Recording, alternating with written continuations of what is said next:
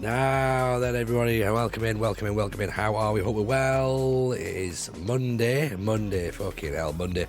It's come round, hasn't it? It feels like it definitely feels like a Monday. Hope everyone's well. Yes, Simon Lomas, my man. How are you, buddy?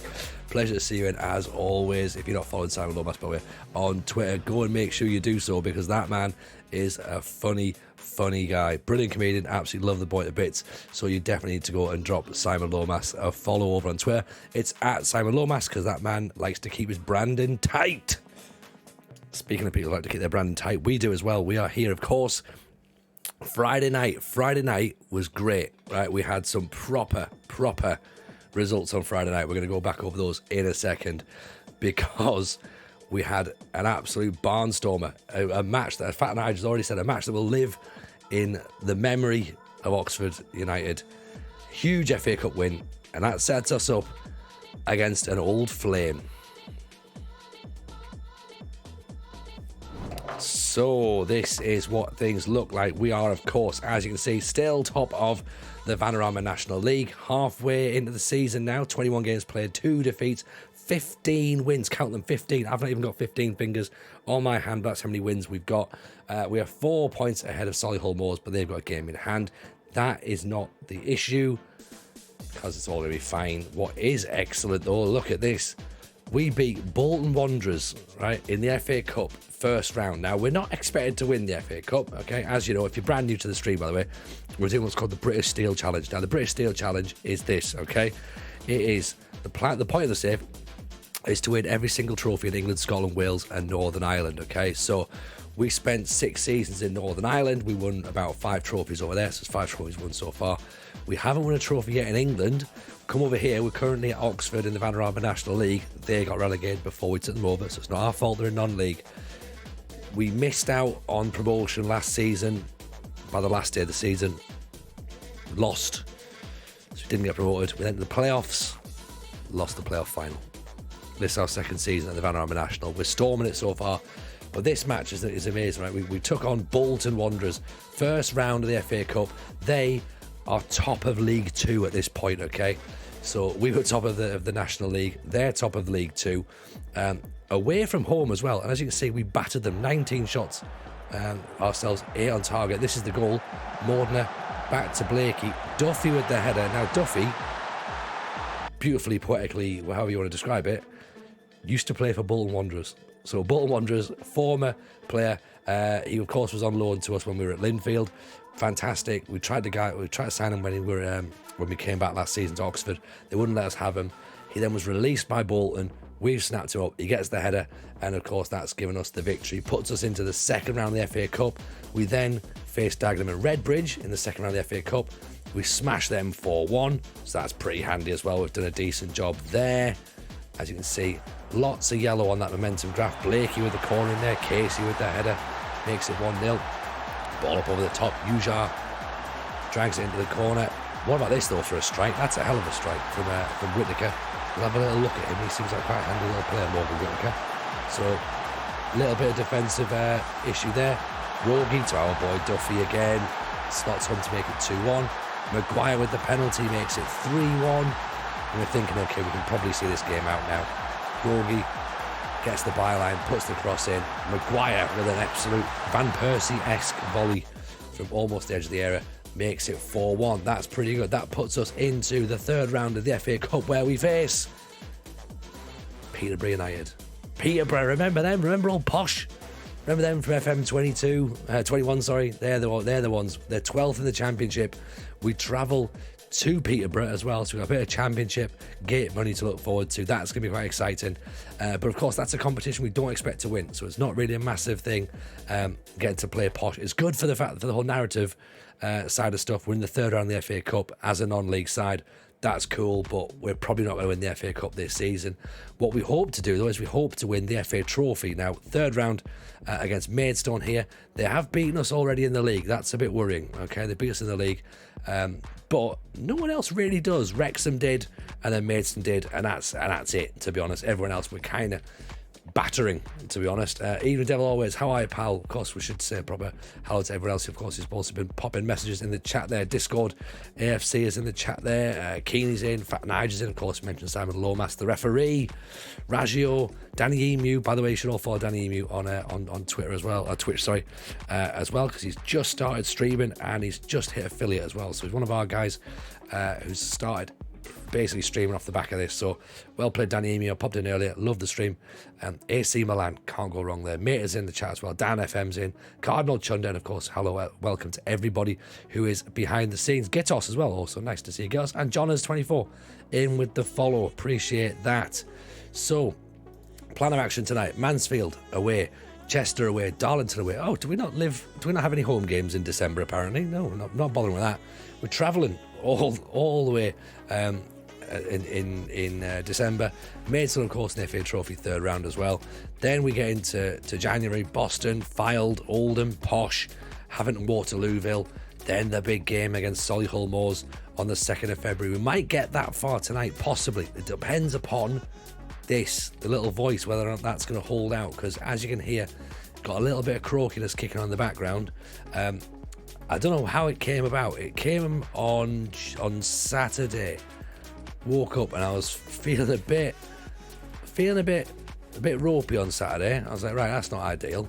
And then Sunday, couldn't speak at all. I was meant to draft with Rich and the FMT gang yesterday, because they were doing the FMT versus the community. So I'd said, look, I'll come and draft with you guys and we'll all hang out and it'll be good fun. And I had to text Rich on the morning. I was just like, can't do it, mate. I can't speak. Like, so that's not a thing. So unfortunately, I couldn't do it. So I was like, right, you know what? We'll see how I feel today. I still don't feel 100%, I must admit. But I thought I'd jump on, see how far we can get. And if anything does happen and we can actually do some stuff, then that'll be great.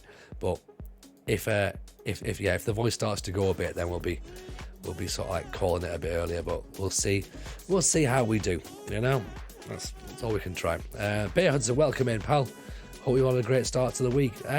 Well, I've had an interesting start to the week.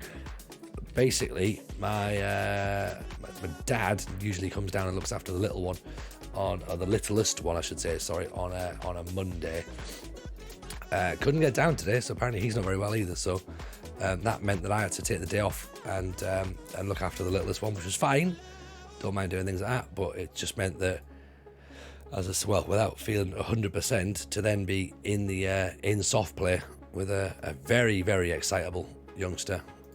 It's been a bit of a long day, let's say. Ian Dan Outlander, how are you, pal? Welcome in. Hope you're good. As I say, hope everyone else's week started good though. Hope has anyone got any plans this week? Anything got anything on that you know is sort of like they're looking forward to? That'd be nice if you get anyone with some excitable stuff. It always seems that things are sort of like, you know, there's all this like rubbish on, and can't be. There's got to be some element of good stuff, surely. So it'd be interesting to see if anyone's got any exciting plans lined up. And who had a decent weekend? What happened over the weekend? I've put on Twitter, there's probably plenty to talk about tonight. Obviously we've had Royal Rumble. Dan Outlander's eldest daughter's turned 13. Congratulations. Well played. 13 seems like because ours are 3 and 4, and already the idea of 13 just like fills me with dread. as I'm sure Dan, you're exactly the same. 13 does not sound fun. Yeah, I think I've absolutely got what's going around, to be honest. It's just a bit yuck, innit, really. I had that chest infection from the start of the year, so like from New Year's Day I was loaded up on a chest infection, so that hasn't been decent. And then obviously now we've just got to this bit the last couple of days of the voice is going, and I'm just like, well, that's a surprise. I wasn't expecting that. And I'm quite upset about it, to be honest. Dill 40k is in, by the way, and we love Dill. Okay? If you're not following Dill, I know I always say this, I do shout out to, I say, you know, like, this person's a streamer, and I love watching the streams. Great. We've raided a few times. He's got a Builder Nation Philippines whilst playing out in Germany. It's a cracking stream. As I say, we raid over quite a bit, so make yourselves familiar with Dill. Go and drop him a follow as well. By the way, he's a top dude. Good to see you in, pal. Hope life is treating you well. Keeney, Mr. Steppenwolf is a savage. He is, and he costs a little bit. Mr. Steppenwolf. Sorry, I've gone straight for Westendorf because I saw Mansfield was on there. Where's Steppenwolf? Oh, yes, of course. I'm a bit slow on it. Steppenwolf, of course, the comedian, the Reverend Obadiah. What a man!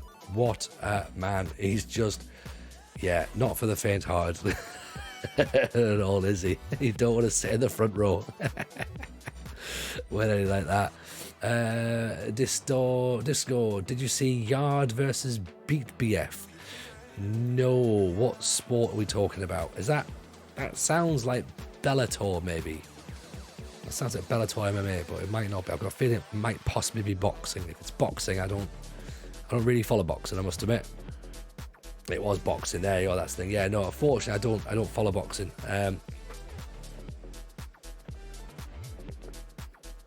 What happened? Was it worth getting involved in? I find I just find boxing a little bit too slow for me and not really. Well, I find it incredibly rigged for a start, but yeah, I prefer MMA personally, which I think that's the way the conversation goes, isn't it? Do you like boxing? I prefer MMA. Like, you know, people will sort of sit there going, oh, of course you do. Of course you do. Hello, Matt Blade. Welcome in, pal. Nice to see you. Kitos, have you watched Dan Nightingale special on YouTube? Yes, I have. It's brilliant. It's great. I actually, I texted him straight after I watched it, and I was like, look, I said, special's brilliant. Really, really, really enjoyed it. And more importantly, you look like you were having fun on stage as well. And he was just like, yeah, it's 100% it. I was like, thought so. Because yeah, like if you've not seen that, the Have a Word boys, and again, like a podcast that I love, they are incredible. Two fantastic comedians, Dan Nightingale, Adam Rowe, comedians who work their fucking arses off on the circuit, let's be honest, to get where they got to. They weren't given the recognition they deserved by anybody in terms of like the TV outlets or media outlets. So just figured they'd do it themselves. And then they went down lockdown and they did what everyone did and started a podcast, and it was started out in bedrooms and via Zoom, and now they've got like a podcast studio that they run themselves, and they've got like, they sold out Liverpool Arena to do a live show, and it's just, they've got what, 18,000 patrons now or something. They're like the biggest podcast in the country. So yeah, they're them boys know what they're doing, and they brought their specials out this week. Rose was really good as well. So it's not just Dan. There's obviously both of them have brought their stuff out, and it's just fantastic to see. So massive fan of those boys, and they're putting out some great stuff. So definitely go and check out of Have a Word if you don't already do so. Other comedy podcasts that I'm listening to at the minute, I'm listening to The Warriors. I retweeted that today, actually. That's Hayley Ellison, Barry Dodds. They do a podcast all about anxiety, and the thing is, again, knowing those two as well as I do, Barry particular, I mean, Barry used to panic whenever we booked him for a gig that the audience had seen him before, and a lot of people would mess with Barry and make him even feel like really on edge, and I used to sort of be like, oh, I can't rile him up. Just gotta let him go and do his thing. But yeah, Hayley and Barry do a podcast called The Warriors. It's very, very good. It's not on YouTube. It is only on the Spotify and Apple, or wherever you get your audio podcast from. So do definitely check that out. That's great. I love Dead Men Talking. Rob Mulholland and Freddie Quinn. It's very funny as well. Again, two very, very good comics doing some stuff where you probably have to have a little bit of a steel stomach, I think, for some of those things. Particularly if you do end up joining their Patreon stuff. They've got a very graphic Discord, I believe, is probably the best way to describe it. I like the B-Tech Philosophers as well. That's Elliot Steele's podcast, which is quite good. What else have I been listening to recently? Off Menu's very good. I think that's already a little mention there for Off Menu. Acaster and Gamble. What else do I to be fair, I just kind of like flit around at the minute. There's some stuff that I quite like, and there's some stuff that I sort of drop into and zone out of for a wee bit. Sloss and Humphreys on the road again is great. They're a little bit more sporadic with how often they make it, but if you can listen to Daniel Sloss and Kai Humphreys talking on a podcast, that's very, very good indeed. So yeah, there's plenty of things around to get your ears involved with. Anavar has got a question. I have a 22-year-old striker who on paper looks incredible, but has the fairly inconsistent label. Do players ever outgrow that, or am I stuck? Any advice is appreciated. I think you need to be training what he's inconsistent at. So if it's inconsistency is his finishing, then I would train his finishing, train his composure. Maybe try and like sort of pair him up with a player who has a bit more influence on the game, someone who's a perfectionist maybe, or a role model citizen, that sort of thing. That could be quite a way of doing it, maybe. In my head that makes sense anyway. Not 100% sure if that is how you do it. Den Outlander in with a Prime. Appreciate that, very kind indeed. So bless you, mate, bless you, very, very kind indeed. Appreciate the support, of course. Very kind of you. Have you seen the 49ers rumours? If so, what do you think we should do? Now, Chaos, I've not seen the rumours that you're on about, but I'm going to presume, is this related to the 49ers being bought out or buying out Leeds? Because they obviously, they have got a stake in you, haven't they? And they had a party there last night. They had a watch along for the championship game last night. And I feel really bad for everyone who went, because obviously we're all the same. Danny Emu in with 3 months and a whole bunch of gifts.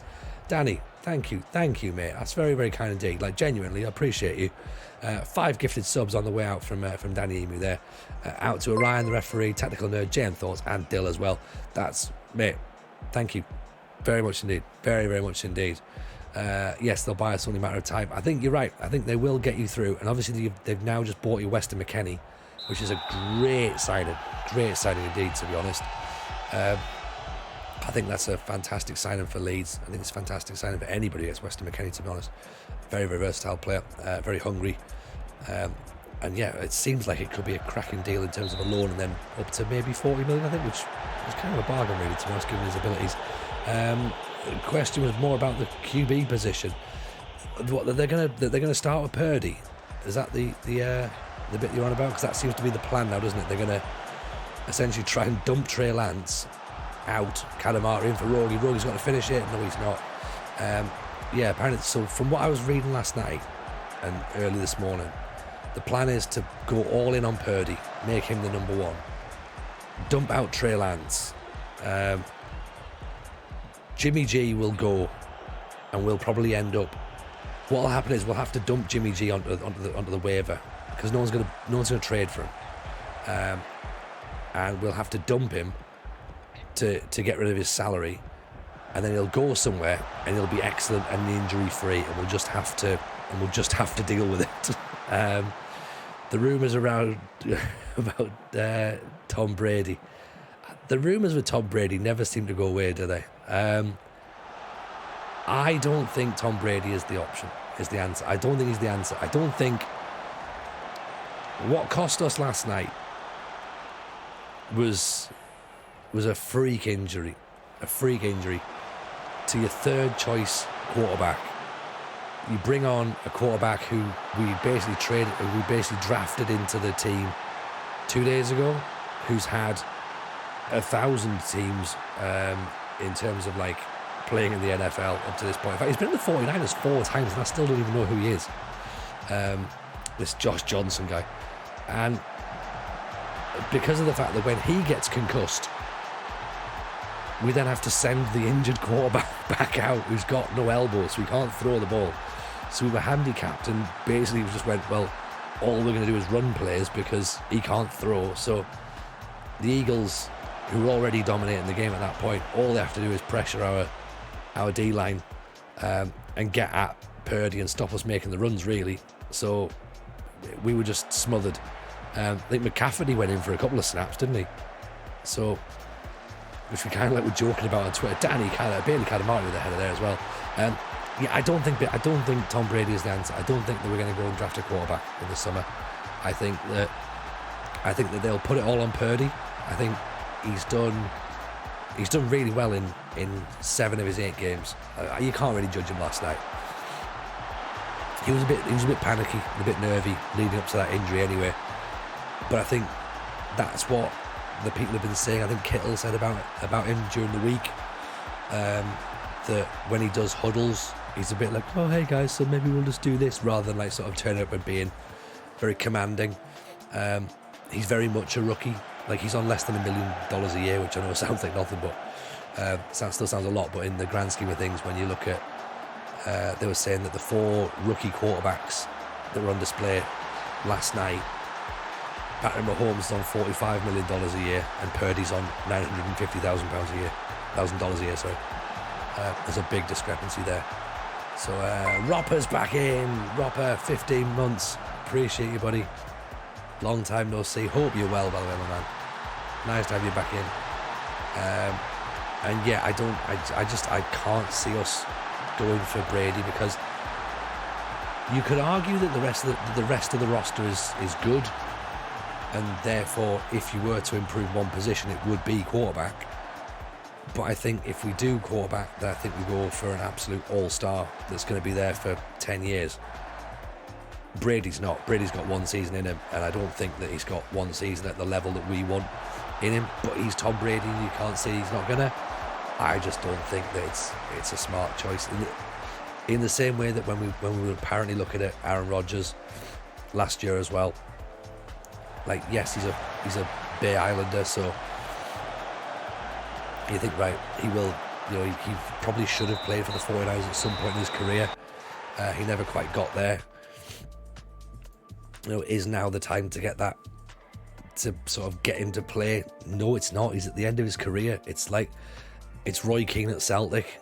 These are the moments you've got to look at these people and be like, right, you know, you had the chance to play for the team when you were in your prime, and you didn't. You know, you were busy making a lot of money elsewhere and playing at the top level elsewhere. So no issues there. Don't just come when it's one last payday. It's not going to work. Like, you're not going to learn the playbook in time. You're a little bit slower. Your reaction speeds are a little bit slower. So, I mean, here I am trying to make a case to not draft Tom Brady. Of course, I'm trying to make a case to not take Tom Brady. He is probably the greatest quarterback of all time. He's not Joe Montana, but he's certainly in that conversation, right? I just don't see it. I just don't see it. Personally. Of course, fast forward to like, just as we go into like pre-season, there's fucking Tom Brady rolling out in the red and gold, and I'd be like, oh, okay, so we did do that then. Interesting. Rob, 6 only watching tonight, mate. Join the club, man. Join the club. I'm just saying to everyone before you've turned up, I'm not feeling 100% myself. I've had chest infection since New Year's Day. Cleared that about a week ago, and then Saturday, Sunday, I've picked up clearly this sort of like throaty thing where my voice went yesterday. So this is as good as I've sounded all weekend. Tom Brady needs Rob Gronkowski as his tight end. He's got Kittle. You know, if he goes to the 49ers, he's got Kittle. But I think that I just don't see Brady. I just don't see Brady. Bring back Joe Montana and Jerry Rice, the greatest partnership of all time, Flaking. Greatest partner. They're the two that got me into the 49ers in the first place when I was young, watching those two play as like a 7 or 8 year old boy, going, wow, this is what American football can be. Yes, please, sign me up for that. Love it. And then you look at what we've got now. Look at the offense that we've got now. We've got Debo, we've got Kittle, we've got McCafferty. Like, this is a really flexible O-line, really strong, hard-hitting defense. You know, you've got Bosa in there, you've got Trent in there, just big, strong dudes. And I think if we do have a weakness, it is quarterback. We've got Gold, who just doesn't miss when he kicks. I think we need a mobile quarterback, really, is what we need. I think we need someone who can move the ball around. Someone like, and we're not going to, it's not a thing for now, someone like a Russell Wilson in his prime would have been perfect at the 49ers. Doesn't mind running, doesn't mind throwing, you know, he's handy enough with protection. He can pick a pass. He knows what he's doing. He's good in the pocket. We want to be looking at someone like that in that sort of mold. Maybe Lamar Jackson, possibly as well, would be someone that I'd be looking at if I was going to go for a quarterback. But I think give Purdy a go. Give him a go, you know. But I think Trey Lance's days, unfortunately, are probably numbered, which is bizarre given how much we traded up to get him. So it seems a bit weird. But Roper, for you, my man, this is where we are. Right, we are currently in Season 8 of the British Steel Challenge. 5 trophies won. We haven't won a trophy in the last season. Out of the 35, all those trophies won in Northern Ireland, of course. At the minute, we are competing for the FA Trophy, the FA Cup, and the Vanarama National League. Currently in our second season at Oxford. So interesting. Last season, we missed out on the league and promotion on the final day of the season. We then lost the playoff final, which was a bit of a shame. It's a bit of an understatement, to be honest. That's a bit of a shame. And yeah, so here we are now, season 2, having another go, and hopefully we'll get promoted this time around. Trey is the mobile quarterback. Purdy's been so good. I don't know how you go away from him. Yeah, agreed. And also, with Trey, didn't Trey break his leg? I think it was. Or was it his leg or his ankle? So the question now is going to be, how mobile is he? Is coming into it. So that's obviously what we need to be looking at, because that's going to take a lot out here, you know. And I mean, if we're in a world where we've got 2 quarterbacks who know the playbook, who we can rotate and we can make stuff around, then amazing. But it was ankle. Sorry, yeah, I couldn't work out if it was his leg or his ankle. For some reason, I had in my head, I was like, he broke his leg. No, but that's going to be the thing. Like, you look at you know, the blueprint for how the 49ers play these days goes all the way back to Kaepernick. You know, Kaepernick was that guy. He was the mobile quarterback who, you know, was exciting. He played a bit different. He was very much that West Coast style, which, you know, as 49ers, that's what you want to see. You want to see those like offensive football. You want to see like deep throws. We love a wide receiver. We love an exciting quarterback. Yeah, you know, don't get me wrong. Brady back in the day would have been amazing. Even Brady before he went to Tampa Bay would have been exciting. But I think Brady now, after 2 seasons in Tampa Bay, that's maybe a little bit too long for me now, I reckon, to be honest. Cap was amazing. Cap was so good. Like, I wish I'd seen Cap live. I'm disappointed that I never got to see Cap live, but he was, like, I was going to say not appreciated in his time. I think he probably was slightly disrespected for his abilities. Whereas, like, if you looked at him, if you go back and like look at some tape now of like how good he was, you'll be like sitting there going, "Shit, man, that guy was amazing." Like, yeah, he was, and that was when the Niners were really bad as well. Like, just imagine Cap, like, playing as Cap in this current 49ers setup. Imagine, it's probably a slight reach for me to say it's like Mahomes at the, you know, the difference Mahomes made to the Chiefs, but I will say it. It would be like having Mahomes, but not quite. Very, very different players, obviously, but yeah, he was incredible. Loved him. Very much sat on the fence with that take, didn't I? Oh, he's just as good as Mahomes. Let's be honest, we'll end up with Jimmy G at some point next year. Oh, 100%. Cap, Kittle, Debo, and CMC. Yeah, imagine that. Imagine. With Yushnek as well, on a running back. Yeah. Just, you would be like, right, where are they coming from? Where are they coming from? Plus, you know, if Cap didn't want to do the snap, CMC would do it. Yushek would do it. That's a versatile football team right there. You don't know whether Kittle's going to line up as a wide receiver. Is he going to line up as a running back? Is he going to go as a tight end? Is McCaffrey going to be out as a wide receiver? And Debo just keeps getting better and better and better. Like, when we first drafted him, I was like, yeah, he's good. He's good. He's got pace. His hands aren't as Velcro as I'd like. But now, I mean, that boy's amazing. And then you've got like Ayu Ayo as well on the other side, who again just quietly goes about his business because like everyone's watching Debo. You've got Ayu on the other side, and it's like, all right, now we can throw at him as well if we want to. Leeds getting linked with Zaniolo. That would be decent. That would be very decent, actually. So who would they move out? Who would Leeds move out to get Zaniolo in? Ayak is great, second choice receiver. Yeah, 100%. Like, because you don't want to be using him all the time, but to have him as an option, he's brilliant second option, isn't he?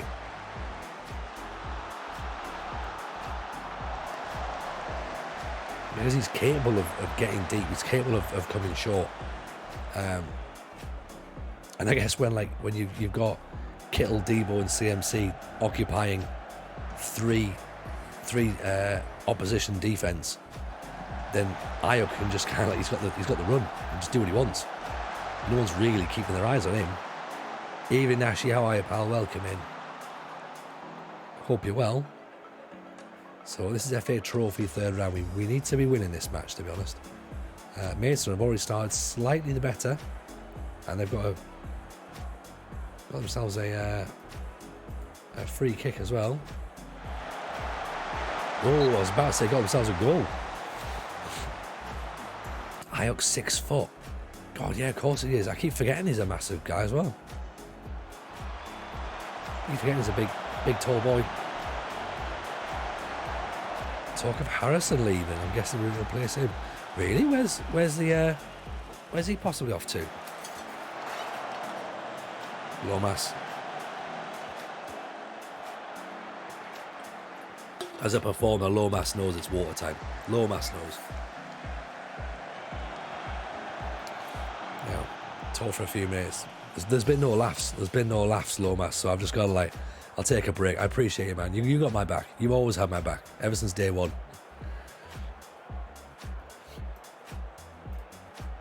Talking of Leicester and Newcastle wanted him last summer.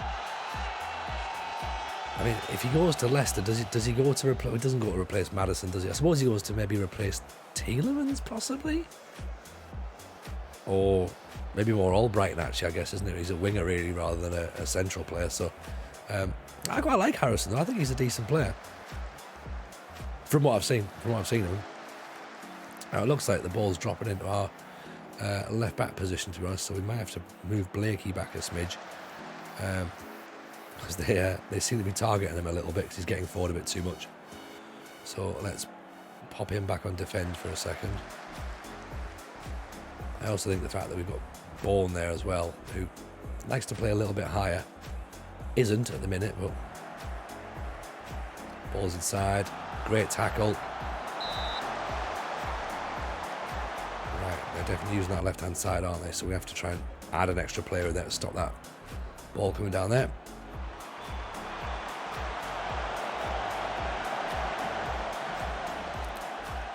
Ball out of our box, please. Good tackle. Blair Hackney out to Rogie. Counter attacks on. Rogie looks up. There's no one in the box just yet. Almost. Duffy's trying to get there. Duffy does get there.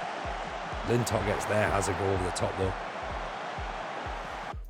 Right, let's have a quick little nosy around here, shall we? Because I think Hackney needs to stay a bit wider, actually, because he's drifting into maybe add an extra bit of. I'll tell you what, if we can't even put him there, can we? No, it's gonna have to be there. I thought we could get Carriero in there, but we can't. Have we managed to get rid of the weak link in the defence? What in this side here? Which weak link? We've got a couple. No is the answer at the minute. We've got Leeds. Oh, you've managed to get the weak link. Who's the weak link? Is it Llorente? Is he the guy? Yeah, I saw Mulholland tweeting about that. He's just is he just a bit of a mad bastard? So who are you going to get in instead though? Because you can't just ditch a player out and then like hope that everything's going to be all right, especially when you've got no backup plan. We also don't have a left back on the bench, which isn't really ideal for us at this point. We should really have thought that through a little bit. Yeah, we've only got right side of players at the minute. Hackney's knackered as well. Let's put Bangura on. I know Duffy's playing well, but I'll try that.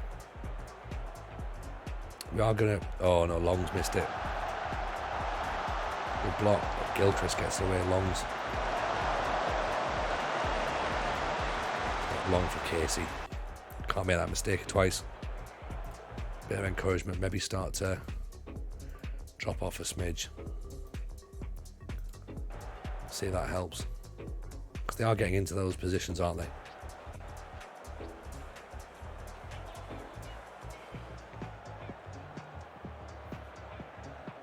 I think we have to try and hold out for a draw here and then go to extra time, which isn't really what we want, to be honest.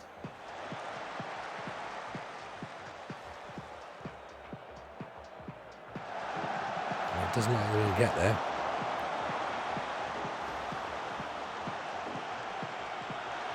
Ball intercept.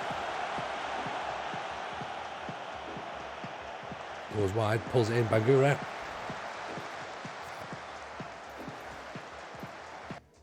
You know what? Let's push him up there, let's try it. Gonna be a big gap there, but extra time.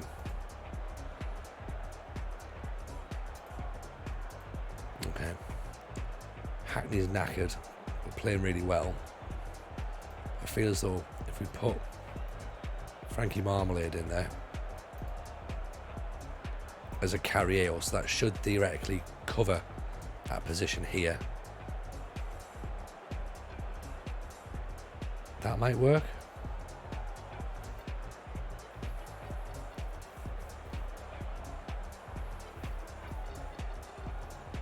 Do I take out the right back, or do I take out, well, Rogi's starting to flag, or do I take out Maguire?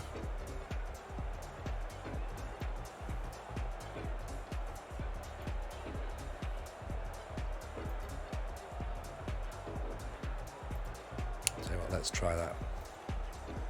Basically think Furpose, plan at left back, Cock in the centre, and Cooper Pascal. Maybe recall Cresswell from Millwall. Oh, okay.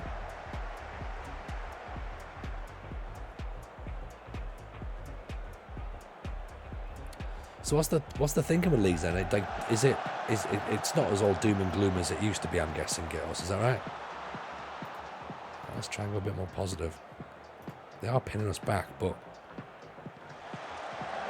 sure we can do something. Oh, Bangura's off the post. Oh no cakes tonight in the minute, Keely. A bunch of lem sips tonight is what we've got. Actually, you know what? Let's go a bit more direct, actually, rather than worrying about playing nice football. Just need to get a result. I am double part though on the list of things that we need. So we've got Mrs. J's obviously wants us to eat a Black Forest Gatto.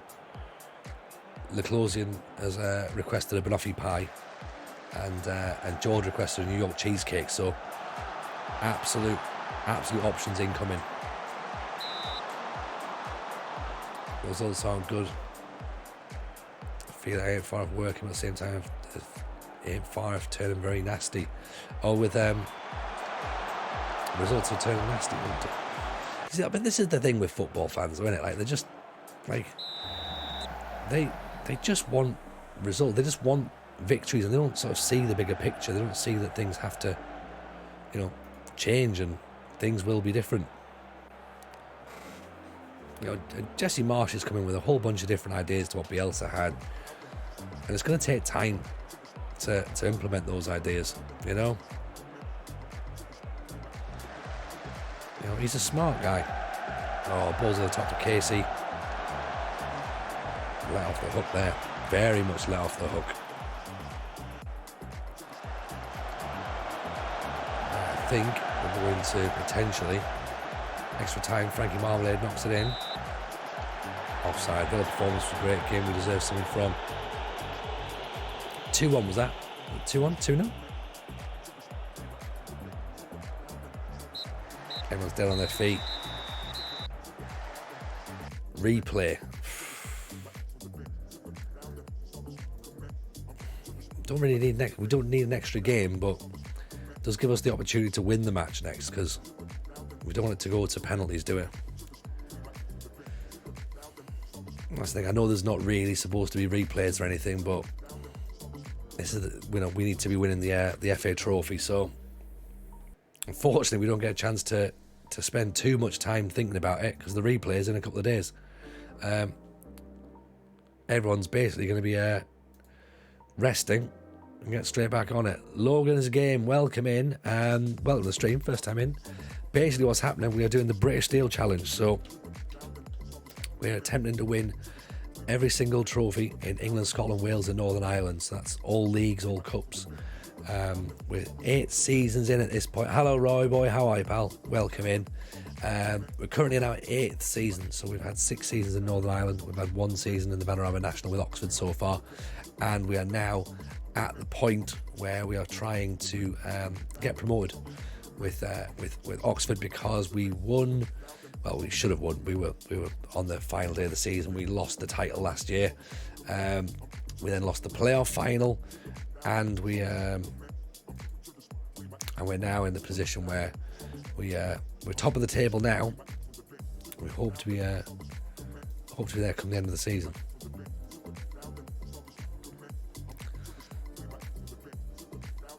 But who knows what's going to happen? Who knows? He's not interested in contract talks. Damn you, Watanabe. Would have been great. Japanese international defender. Would have loved that. Roy boy, all good. Just started unemployed. Save first job. Swansea University. Hey, we offered the Swansea University job. Life would have been different, I think. I'm not sure how different, but life could have been different had we gone there. Casey and Oxford in a bit of a contract stalemate. We'll sort that one out. Don't worry, we'll sort that one out. FA Trophy for 4th round. Away to Bath. Or Bath. Wilco, hello pal, how are you?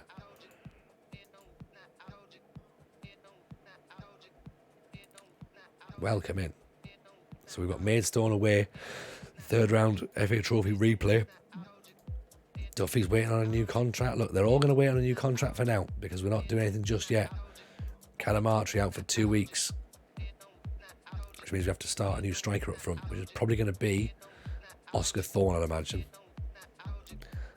Let me know if you get a tiny bit of buffering, by the way, as well. I've just had looked like a bit of buffering on my OBS at that point, but hopefully it's not transferring through the stream. But if it is, let me know. Not that I can do anything about it, of course, because, you know, that's technical stuff and it's not really my bag. But at least I'm aware of it. That's the main thing, right? I'm aware of it. Let's give Blakey a bit of a rest, actually. Put him on the bench. I'll put Gilbert on there. He's not really defensive. Actually, Morden's more defensively minded. That could be quite handy. Rio's not really fit enough yet. McGinley could go on the bench, possibly in place of King. Casey goes in instead of Sam Long. That's better.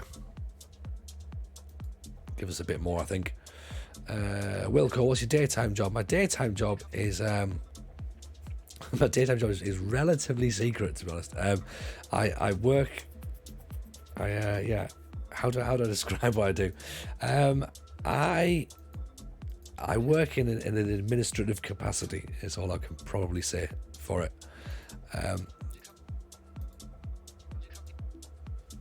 But yeah, it's something I've done for a few years. We obviously comedy was my thing for a while. Humberto Mashman, welcome in, appreciate the follow there. I was full-time comedy for about sort of 4 or 5 years. Did comedy for like 12 years, maybe 13 years in total. Obviously the pandemic has been a slight issue that's slowed it down a smidge, But yeah, Tony's a spy. We just don't talk about it. Yeah, can't. We've just got to keep all these things a little bit quiet for now. Don't want to be saying too much, but 30 grand compensation for a guy who could potentially be a bit handy. I mean, he looks like he might be all right, doesn't it? 5'9", 17 years old, 16 for finishing, 13 for acceleration. Off the ball, 14. MI6 and a streamer. That's a new one. It's hiding in plain sight. That's the thing, isn't it? So it's uncomfortable. Don't worry. No, it's not uncomfortable because I'm happy talking about it off stream. On stream, it's a bit difficult because of again, just like without making this even more weird, the nature of what I do is not really one for me to sort of like be very publicly talking about. So,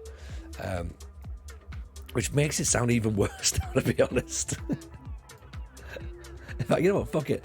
I'm a fraud investigator. There you go.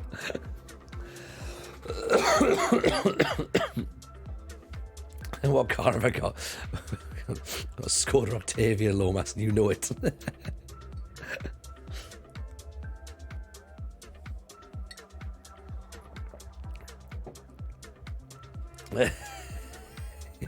yeah. Everyone, bye now. yeah. I roll with the big ones, Lomas. Diesel, of course. Yeah.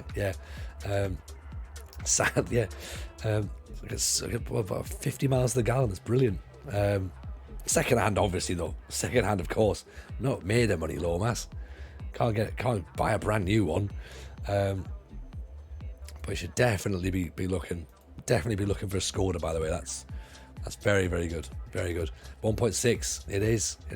I've got the saloon version as well. So really big boot space. A similar boot space to that of a Qashqai, actually, if you're interested. So there you go. That's where we are. Sandy went like MI6 to MI6 real quick. Yeah. This is the thing. I'll try to sort of like keep it a little bit like, I don't really know where we go with this one, but mate, efficiency is what it's all about, Lomas. Like here's what I did with the Octavia. When I first got it, I went from Newcastle to Cardiff to Newcastle to London on one tank of diesel. There you go. That's efficiency right there for you. Right, and oh man, the drive was beautiful. It was so smooth, amazing. Driving through those hills of Wales, loved it. Bit of BBC Six music on the go. Like life was beautiful. Life was beautiful. You wouldn't get that with a petrol car, not at all. You'd be bloody you'd be out of petrol by the time you got to Wetherby. You want a Passat? Well, the Octavia is essentially it pretty much is a Passat with a different badge on it. And I know nothing about cars, but I know that is the thing. Love Skoda, the new ones. The old ones are shite. Well, yeah, if you go back to the 80s Skodas ones, that's they were very, very shite. Casey with the goal. There we go, in at the near post on that header. Evening, Dave Goodger. How are you, pal? Welcome in. As you can hear, the throat is beautiful. It's radiant. It sounds Bonnie Tyler-esque. It's my new vibe, man. I'm going for it. The job's fun, Will Cole. The job's fun. It's a bit awkward, like given the fact that given obviously what I do with or at least I used to do so with stand up, and then having that as a day job, it was just a bit of an awkward sort of like balancing act. Oh, you got the Karoq. Nice, Matt. Now we're you know what? We've been looking at the Karoq, and I am tempted, but they're pricey. Like what are they like though? Because you know now they're petrol. Because I'm diesel, and I know I'm gonna have to move to petrol eventually, because electric ain't cheap, and electric's not gonna work with one of those SUV style things. Talk to me about a Karoq. Is it worth the upgrade?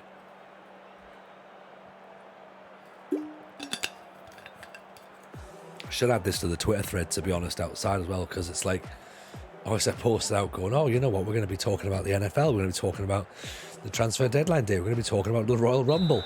Instead I'm going to put, we're talking about Skodas. And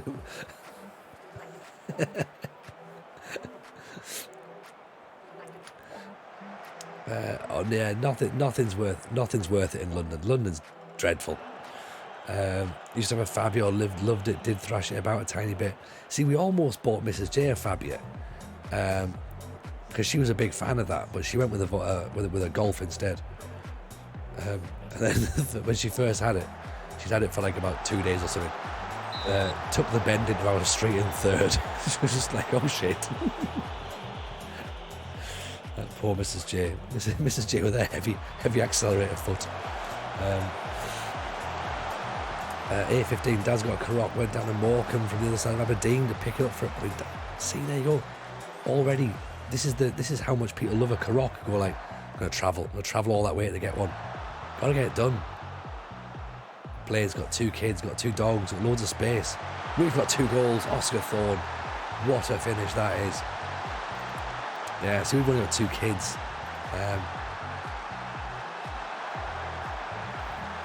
We've got 2 kids, but I'm thinking that the older they get, the more room they're going to need. And the Octavia's got all the room in the world. You know, like you've got so much space in those cars. They're incredible. And the boot space, as I say, is the size of an SUV boot space anyway. Like it's literally like the same literage as all of your popular SUVs and 4x4s. And I don't see where we can upgrade, really. Like, you know, we're not going to get much bigger than like the Qashqai. We're not getting much more space. The Sportage, we're not going to get much more space. Have you got the speed turned up? Or are all your players rapid? Our players are rapid for this league, Hutch. We've got some pretty fast players. We're on 1 notch up, I think. Rogie with the effort there. Match speed. We've got 1 notch up on the match speed. So pretty standard, to be honest. HTFC Luke, welcome in. Oh god, no, I'm not getting a Range Rover. No, I'm not getting one of them pricks.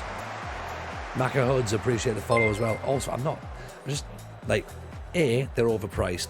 B, mainly driven by pricks. Like we live in York as well. Being here with a Prime, appreciate you being. That's very, very kind indeed. Like, we live in York. It's like, it's not, you can't, it's just not economical, really, you know? And the roads aren't particularly big enough for a Range Rover, so there's no need for it. Do you know what I mean? There's just no need. I can see you in a Fiat 500. No. I'm going to take that as an insult. What's wrong with the Range Rover? I mean, you live in Norway, Ropper, like where there's mountains and stuff to drive over. You know, you might need it if you're going out to the woods, to the cabins, right? People who drive Range Rovers in the UK do not need a fucking Range Rover. That's the thing. Unless you live on a farm, and most of them don't. Right? Most people who drive Range Rovers live in city centres and can't park them properly, and they use them for the school run. That's the problem with them. Yeah.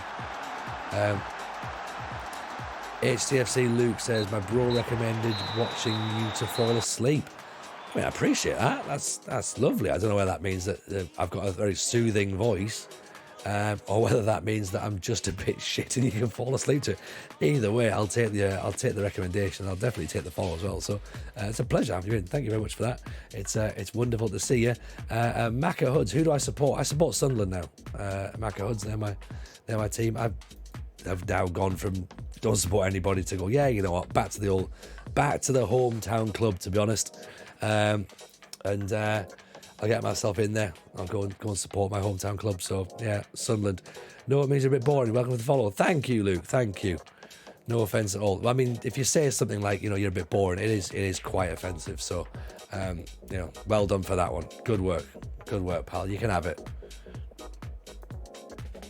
You know, as a viewer, you're not doing great yourself. So, Lewitt, need a bigger car. My focus is not big enough to bring back the pile of rubbish that the in-laws want from Ireland. Oh, yeah, you don't want that. No. Piss off, Luke. Bye. Gone. It's very rare I'll ban somebody, but might as well just do that now. Yeah. the thing is, people see comedian in the stream and they go, oh, this will be fine. It's not. Gone.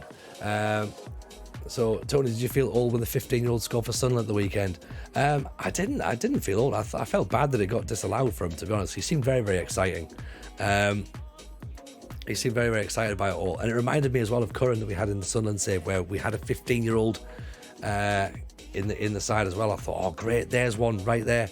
But unfortunately, it didn't happen, sadly. So, but, you know, if he looks a bit of a talent, stick him back in, he'll score again. So I didn't feel bad that he was 15, but now I'm doing the mental maths as to when he's born. Now I feel old, because 23 minus 15, that's definitely in the 2000s, isn't it? There's no way of pretending that that's not. So yeah, he's 100% going to make me feel old. The worrying thing is when you get managers who are younger than you. That's when you start to be like, oh shit. 2008, Lomas. That's when I started stand up. Was when he was being born. Oh God. Oh, now I feel old. Yeah, all right. Now I do feel old. Okay, I do feel old now. Oh dear. Oh dear.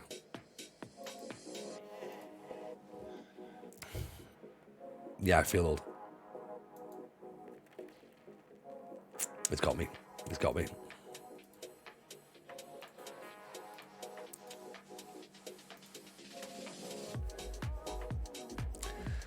That's when the Dark Knight came out.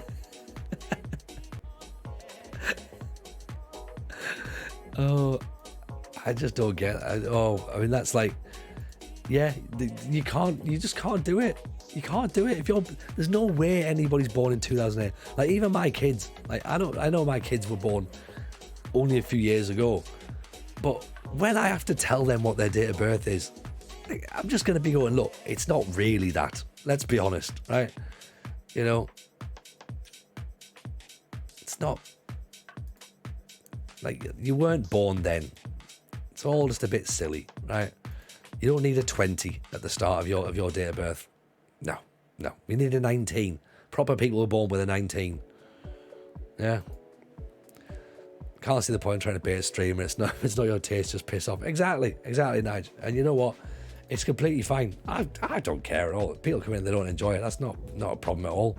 You know, it is what it is. Same as in comedy. You're not going to be everyone's cup of tea, but like, it's one thing to bait a streamer, you know, which I certainly don't suggest people do.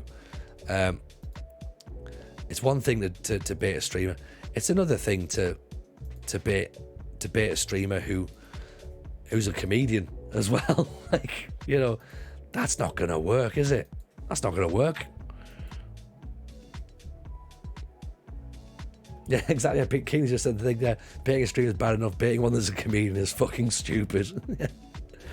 But Lomas will agree. There's people that'll try it in gigs. I mean, obviously not to me and Lomas because we're fucking brilliant. But you know, they'll try it to other people. They'll be like, oh yeah, I'm gonna set you up for one now. I'm gonna have a bit of a go, and you're like, mate, this is not gonna end well for you, right? It's not gonna go well.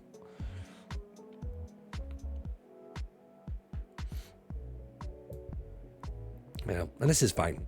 You know, we're all having a lovely time here, and you know, he'll go off and he'll do whatever he's done, and you know, I hope he has a lovely evening. You know, at the end of the day, like, he's also got his football club's initials. Yeah, his football club's initials as part of his name. So, I mean, again, that says a lot, right? Now, hello Statline, by the way. Hello Andrew. Just I saw you come in and just be like, sorry, I was dealing with a knobhead, but he's gone now, so I can say hello properly. Darlow game could probably do with resting a couple of players, maybe. Try and rotate. I know we need to be winning league games, but part of me thinks we need to rest players for the cup in a weird way.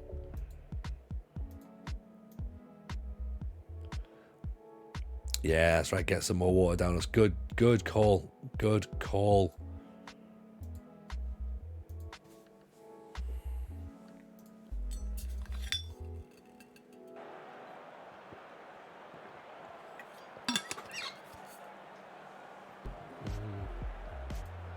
Mickey Flanagan is very, very good. Very good indeed. Tell us about your water bottle. Oh, mate. You'll like this. You'll like this, Lomas, right? It looks like one of those chili ones. You know, the fancy ones that like people now have, and they're like, ooh, they've got those chili water bottles. It's not, it's Tesco's, mate. Club card price as well. I think I paid £4 for it. So, but it looks the real deal, though, doesn't it? It does look the real deal. You know, I think it might have been something like £7, but then with your club card, I think it was £4. So, you know, I'm not paying, you know, £12 for a water bottle. No, don't be so silly. Don't be silly. I've got 2 kids now. I can't afford £12 a water bottle. Bargain that. I had one of those chilly ones left in Alan Cochrane's car. I mean, Alan Cochrane. Now there's a man who has a nice car and a tidy car. You know. Also a wonderful. You know, in my head now, I'm thinking that's a perfect car journey. Simon Lomas and Alan Cochrane. What a treat that would be. What a treat. How far was the journey? Where are you going from, Lomas? If you've not seen Alan Cochrane as well, by the way, everyone, as a comedian, he is so funny. He's been around for years. He's got one of those faces you'll recognise, and then you'll go, oh, is that what he's called? Like, you'll have seen him, okay? But he's exceptional. What a goal that is. Beautiful stuff. FM rankings are being released soon. Seems like a great time for an announcement. I mean, well, I've dropped a little bit, I think, start like follow my performance in the Super League. So, although maybe not bad. Yeah, wouldn't be great, would it? I did all right. I got to the semis, I think. So, but yeah, some sort of announcement would be interesting. I don't know what sort of announcement we could be talking about, but there might be a thing. Who knows? Maybe keep your eyes peeled, everybody, for those FM rankings. See what's going to go down. Lomas says the journey was a few years ago. I was learning to drive at the time, so the whole journey gave me driving tips. I mean, that's what Cochrane does, man. He's beautiful, man. Also, as well, a Brazilian jiu-jitsu expert as well, which is interesting. Didn't realise he was as big into jiu-jitsu as he was. Jiu-jitsu and kettlebells. That's the thing for Alan Cochrane. You wouldn't think it to look at him, but loves it. He's hot as fuck, isn't he just? And he loves a desert boot as well. Loves a desert boot. Cochrane is class. Really good. Really good indeed. Just like effortlessly good as well. Does stuff. Just talks about stuff and just like, yeah, I wish I could just say like the mundane things really funny. Like, because that's what he does. United City FM, Core Deep, Husky, Tony Jameson, is the internet really ready? Well, there's only one way to find out, Kev, isn't it? And we're trying it. We're trying to go for it right now. I hope you're well, buddy. I hope you're feeling well, actually, because you weren't feeling too well the other day either. So, big shout out, of course, to United City FM, who we all need to love, and we all need to say congratulations to as well, because he's finally won the Ukrainian League with Dynamo Kyiv. So, congratulations, Kev. I caught up on the FMT podcast this morning. To listen to that, so congratulations, sir. And how far did you get with the job hunt today? Have you got a job in Romania yet? That's the question we need to work out. Or are you still searching?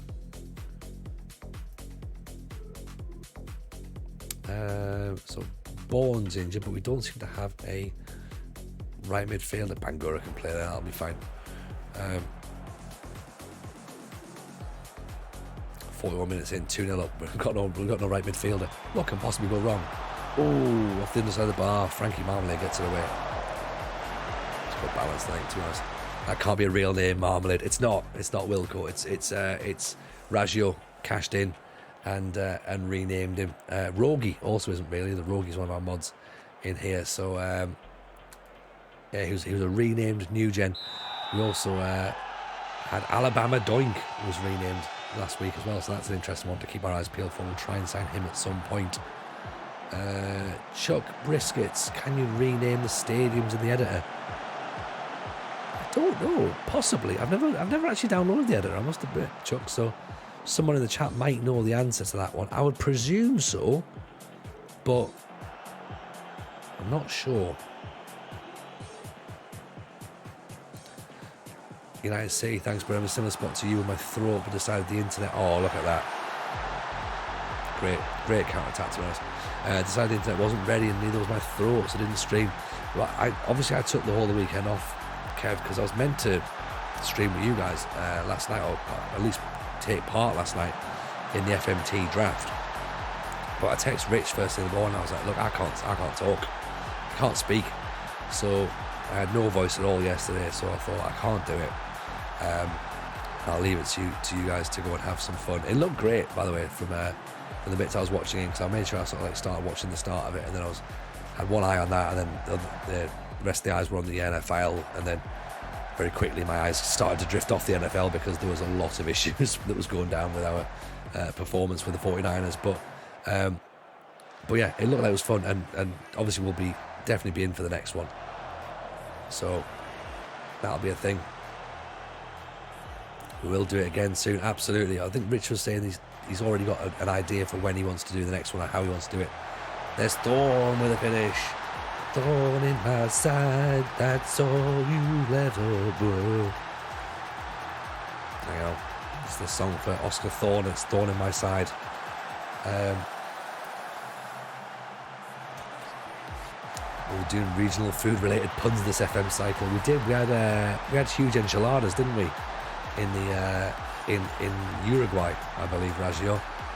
Yes, Chuck, a Niners fan. I am a Niners fan. Red and gold all the way. Back from the 80s when we were good. I mean, we're very good now. We're very, very good now, but just what a mad... Oh, speak about mad. That's an incredible strike from Frankie Maguire. What a strike that is.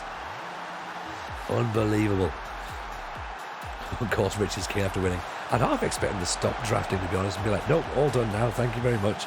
That's just completed drafting. What a strike that is from Maguire. Bang. Cardinals fan since 2007.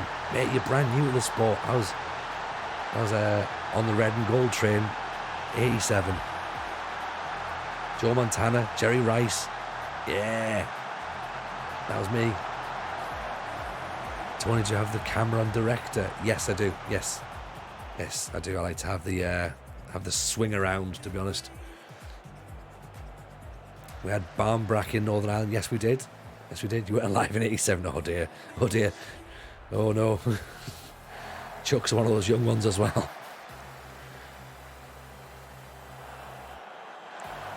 Oh, should have been 5. Should have been. Casey's on the yellow card. Frankie Marmalade. And the ball. Casey just hanging about.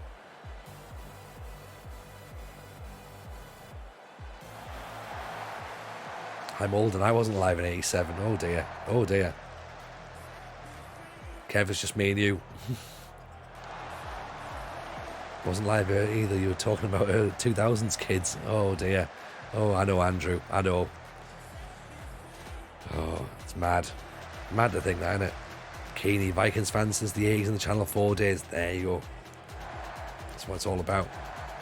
Tony, any tips for LLM? Yes, 442. That's what I suggest, Roy. Or 424 when it's when we're starting to need results. 424 seems to work quite nicely in lower league management at this point. And in terms of scouting, I would say trial as many players as you can, because it's free scouting, you know. That's what you need to be doing. Keep it simple. Take all your team instructions off. Let those players play however they can. They're not going to be doing training so much, so you're only literally going to be training is essentially a match day. So I would be I'd be looking for getting those trials in and just having fun with lower league management. That's the main thing. Have fun with it. There's nothing else you can do. Casey with a wonderful tackle. He's on a yellow card though, so I'm not entirely sure it's a good idea having him throw himself in like that, but that's what he's doing.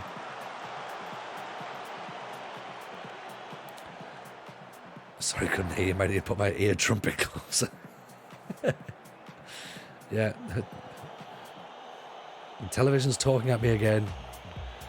Watching Frank Gore's amazing runs got me following the 49ers. Yeah, Hutch. Frank Gore was amazing.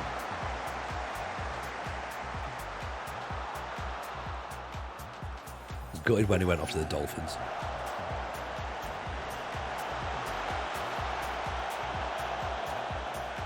Although, to be fair, the only good thing that came from us not winning last night was I now don't have to spend $90 on a Kittle jersey for the Super Bowl. So I'll just have to wear my Kaepernick one instead. Tony must be an 80s baby. Oh yeah, damn right. Yeah, February 1980s. It's it's my birthday in like 4 weeks. So yeah, 1980, right at the start. So I get the whole thing. So every bit of the 80s is like all me.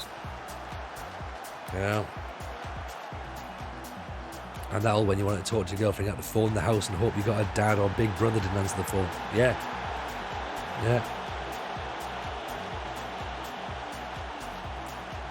Chuck Brisk, everyone wants a raise this year. I'd rather not shell out for mediocre talent. How often do you turn over your staff? I try and keep them as regular as I can. I try and keep them, to be honest. Oh, a 79er in there from A15. Okay, all right. Mr. Experience comes in. Got you. Fat Nigel's been working 7 years as well. By the time we got to 1987. Okay, Nigel's winning so far. I got Jared Hayne joining, massive RL fan, spent a fortune to dispose of the bugger now after what he's done. Yeah, that's a problem. There's a few. This is the thing with American sports stars, isn't it? Just like, maybe I might not wear this jersey anymore. It's a shame, to be honest. Youngins don't know what pain is having to turn the cassette over and listen to the second half of an album. Yeah, or recording off the radio as well, rather than just going out and pressing download on or stream on a button. You have to physically listen to the radio on a Sunday to tape it. More water, says Lomas.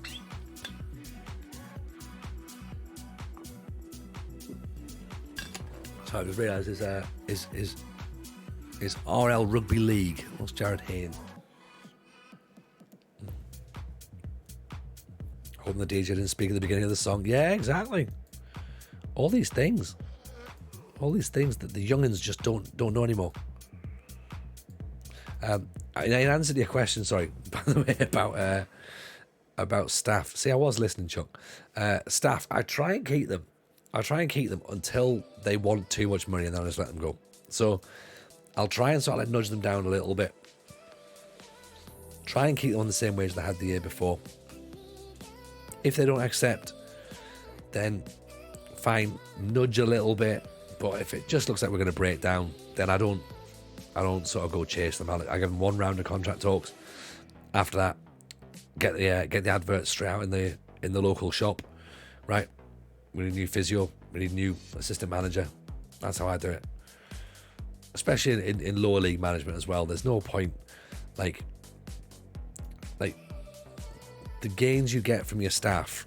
RL is rugby league. I sort of realised after I'd said that out loud. So yeah, cool, got that.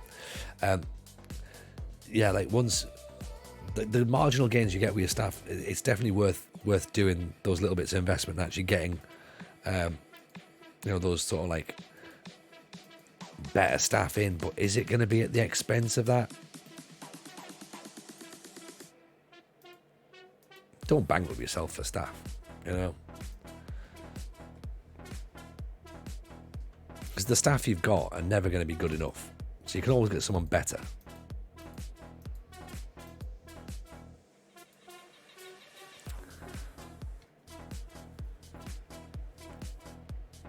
ZX Spectrum 128k plus 2. There we go. R-tape loading error message right at the end. Yeah, and having that horrible screeching sound you had to listen to for 30 minutes while the game loaded up.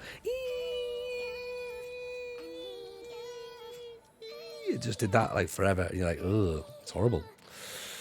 Not good. This is my Newport County team's first season in the championship, trying to make sure we stay up with a few staff, a few upgrades, staff included. I mean, yeah, if you're into the championship right now, then you've done great. You know what I mean? Like, you've absolutely done great. Have a look. There's always going to be like an ex-player that's worth jumping in and grabbing.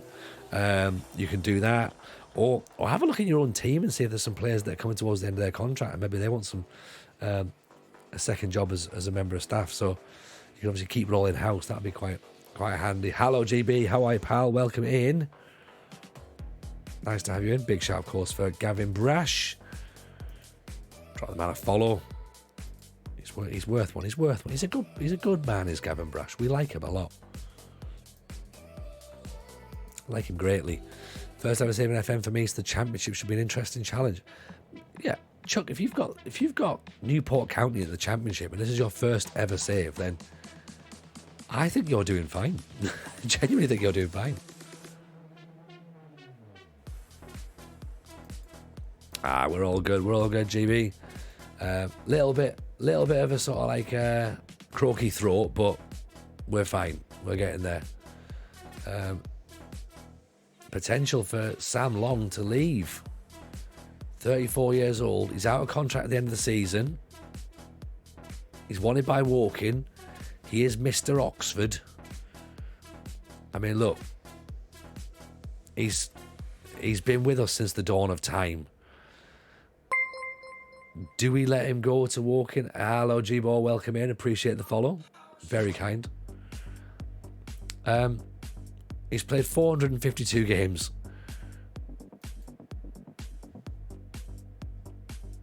He wants to go. $4,500. He's out of contract in the summer. We don't need the money. That's the problem. Let's hang fire for now. See how long we can hold him out for. If he goes, he goes.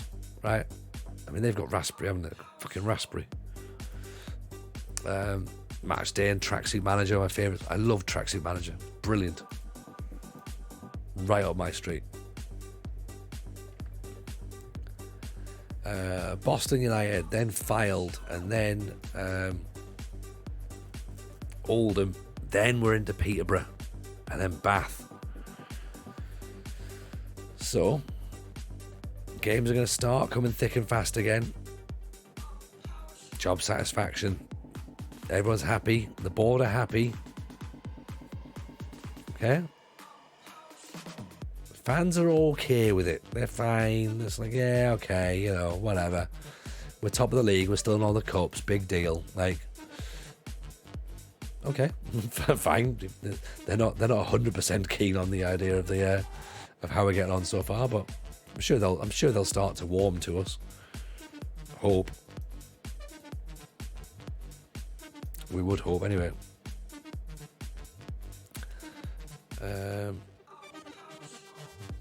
Hello Tim Pay, what's happening here? We are doing the British Steel Challenge. So it is a chance to try and win everything in England, Scotland, Wales and Northern Ireland leagues and cups.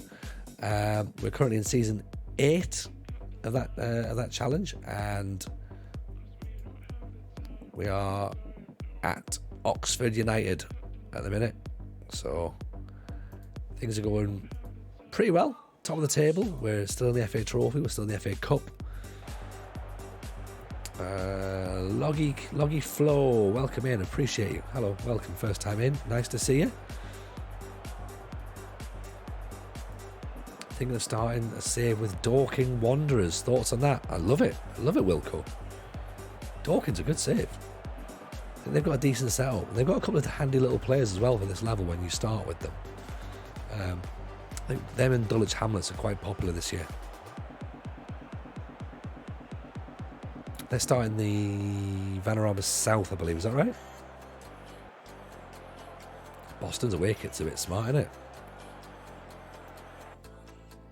Should do Build a Nation with San Marino. I mean, that could... So that's a popular one, isn't it? That is a popular one.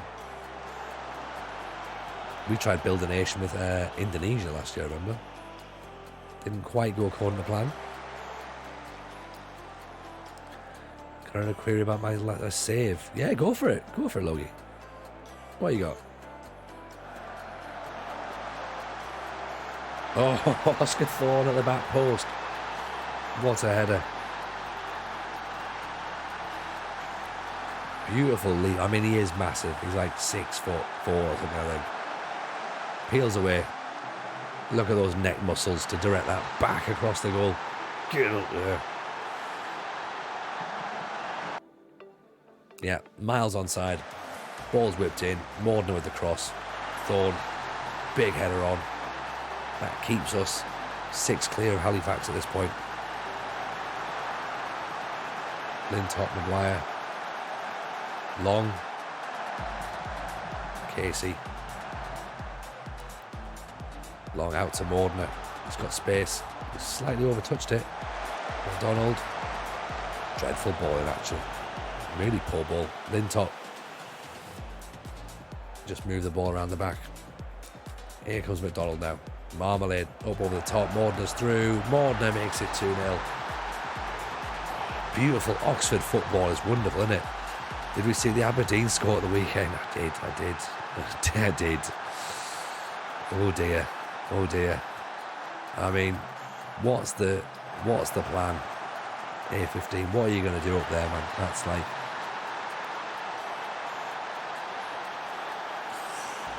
It's just a head-shaking moment, isn't it? Like, what are you supposed to do? Those 3 results in a row are grim.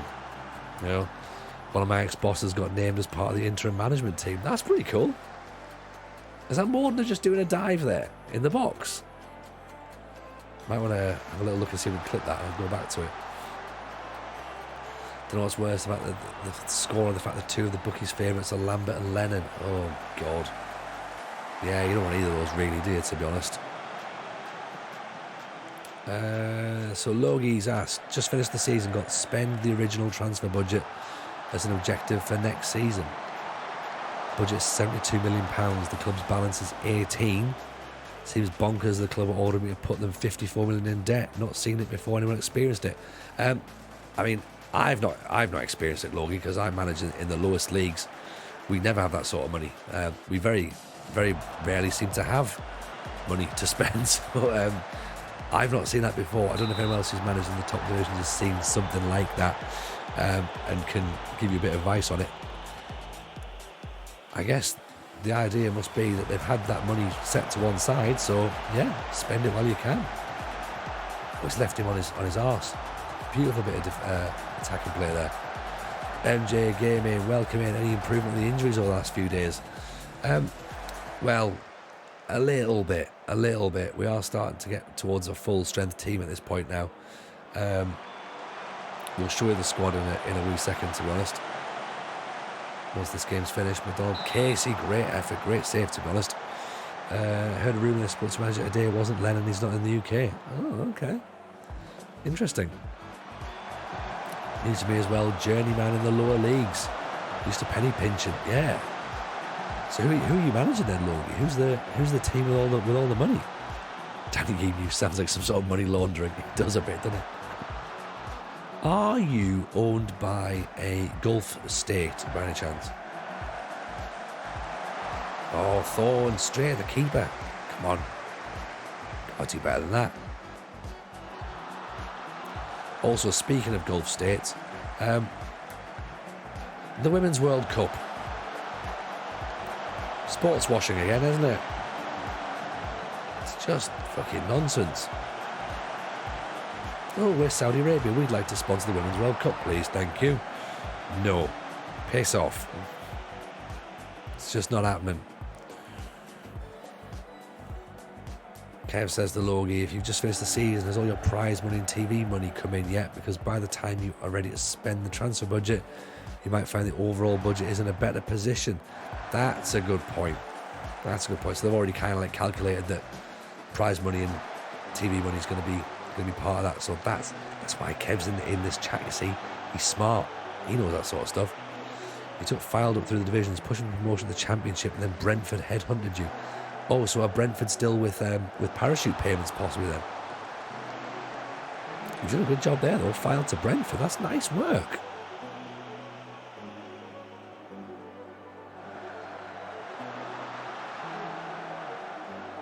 It's another foul. Marmalade has a go. It's over the top though. Well, it sounds like you're doing decent work though, Logie. A couple of players getting complacent. So let's try Kieran King there as a ball-winning midfielder.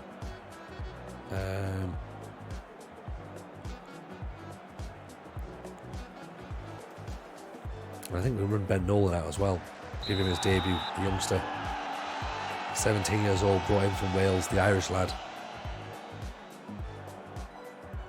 It's cost us 50 grand and will cost us some more money in various add-ons as he ages, but hopefully he's going to be one of those guys who could be with us for a few years. The ball to the back, there's McDonald from the distance. List of favourites I've seen is horrific, says Keeney, the usual Scottish list of jobs for the boys. That's what happens when management run it. That's the problem.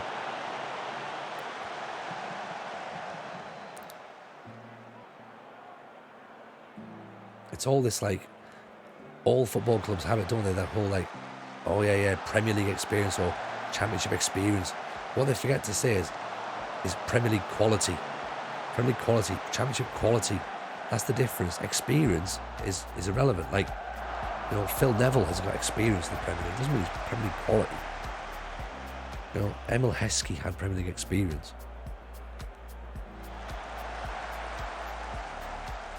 Jack Rodwell had Premier League experience. Stephen Ireland had Premier League experience. You know, are these players good enough for the Premier League? No. Oh, nice header in the back post. Vernon Want. Just gets it above Lintott. This makes me wonder whether we bring Thorne back. We're not going down the obscure Premier League football rabbit hole again, Tony. No, we're not. We're absolutely not. Absolutely not, Gavin. Not my stream, shoot, it's common sense all round. That's what we do around here.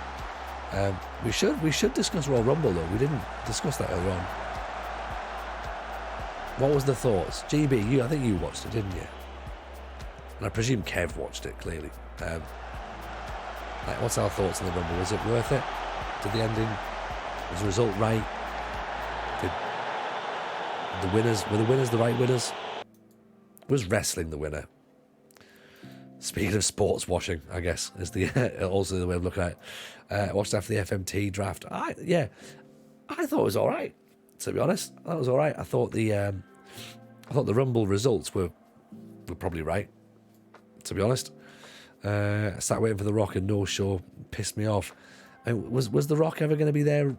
I guess that's the question, isn't it? Really, it's unlikely, I suppose. I couldn't really see The Rock turning up. I can see The Rock just getting helicoptered into WrestleMania. I predicted both Rumbles when I was on the USB podcast at the start of December. Okay. Logie in with a follow. Appreciate you, Logie. Very kind. Yeah, I mean, I think that, like, I love the fact that Rhea won the Rumble. I thought that's a great thing for her. Fantastic. I still think my angle for the men's Rumble was better. Loopy Monkey Game, and appreciate the follow as well. Very kind. I think that the men's result was too predictable. I think they should have gone with something like the idea I had was with Cena rather than Cody. But of course, once the hype Cody coming back, it was always going to be Cody. Don't get the hype with Cody. I think Cody's great, Matt, to be honest. I think he came back from the problem is that they didn't know what to do with him when he was leaving, and fair play to him, he went and he just worked his backside off. Like, he went and worked out in Japan, and he was massive in Japan, and then he went and basically helped set up AEW, did all that, and it was great. And then he came back as a big signing, so he got himself leverage to come back into a company. He came back in a perfect spot. And unfortunately, just with getting injured, he's been out for a year, so it sort of killed the momentum off. But having him coming back is great, because he is going to do well at WrestleMania. So, you know, that's going to be good, watching that. So we'll have to see. I can see Seth versus Logan for Mania. See, I thought about that as well, David. I was saying that to Mrs. J last night. But they did Seth versus Logan, didn't they? I think that was the first thing they ran with it. So I'm not sure, but I mean, that spot with with Logan and Ricochet. That was excellent. And fair play. He puts the work in, Logan Paul, doesn't he? He definitely puts the work in. It might not be everyone's cup of tea, but he definitely has a go. Why, Callum? Hello, my man. How are you, buddy? Pleasure to see you and hope you're well. How's life in Slough treating you? Of course, if you're not following Callum, everybody, make sure you do drop a follow on Callum. Go give that man some love. He's currently doing a Slough save, which means that the stream is full of office puns. So that's what you need. My voice is going, Callum. That's the only issue I've got at the minute. Free kick, surely. Such a letdown if he's the guy who beat Roman. Do you think? I mean, look, Roman needs to lose, to be honest. Roman with a free kick. Who would you have beat Roman, Matt? Who would you have? Because ultimately, it's not going to be. They're not going to let Sammy beat him, and you don't really want Jey Uso to beat him, because then it's just essentially giving it to another member of that sort of faculty. If it's not Sammy, what's the point? Sammy won't win, because if WWE are about to get bought out by Saudi Arabia, Sammy's off. So none of us are really going to know what the end result is, to be honest, because some of us are going to stop watching at that point as well. That's going to be a weird moment when Sammy has to drop the title. And then a couple of wrestlers leave. So that's going to be interesting. Don't get the Drew hype. I love Drew. Sheamus on McIntyre. I think, I don't know, I just give every title to Gunter. Gunter versus Brock. I want that. I'd like to see that. Gunter has been fantastic. He was good in the Indies.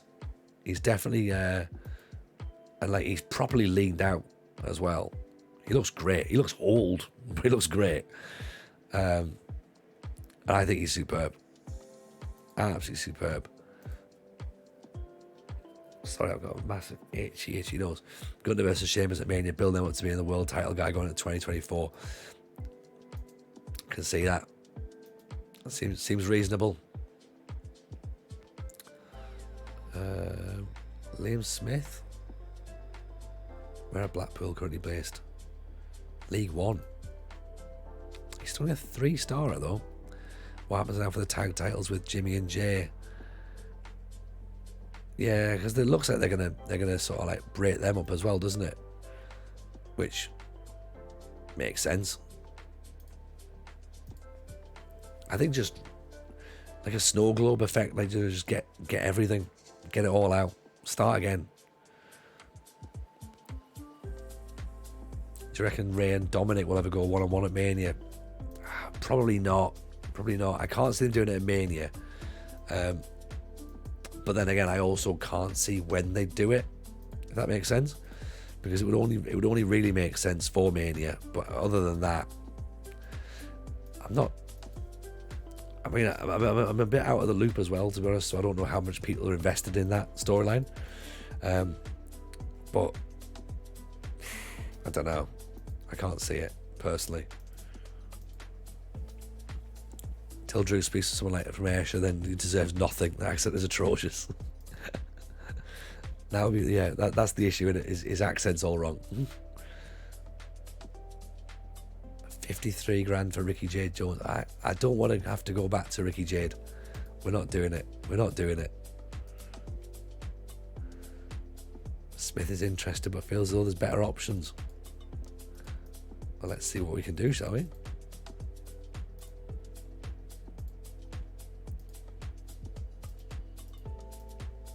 Let's put that in there and see what we've got. Have something like a 6-man tag at Elimination Chamber, Reign, insert name at Judgment Day. Let Tyson Fury compete. I mean, and this is the thing, isn't it? Like, it's all just like, there's too many celebrity fighters that turn up and sort of like end up in there for no reason. And I think they need to get away from that if they can, and try and go back to being, well, they're not a wrestling company, they're a sports entertainment company, of course they are, but they need to try and sort of like have a bit of a steer as to what they want to do and think it through. But you've got people like, you got people like Johnny Gargano still needs to get a proper push, who, is fantastic. You've still got, I mean, Balor never got the title back that he lost. It was just swept away. Rollins is back on form again. So there's definitely some talent that needs to be worked on, Gargano's the best in-ring wrestler the company's ever had. Yeah, like he's the closest to Daniel Bryan the company's got right now. Bring back Moxley. Moxley won't come back, I don't think. Moxley won't come back. The problem is that WWE is still going to be stuck in the Vince age, and it's always going to be stuck in the Vince age. It's always going to be big guys doing big things. But then he hates it when big guys just clatter each other. So it's really weird, Like Gunter versus Sheamus is 100% what you think he would be after, but doesn't happen.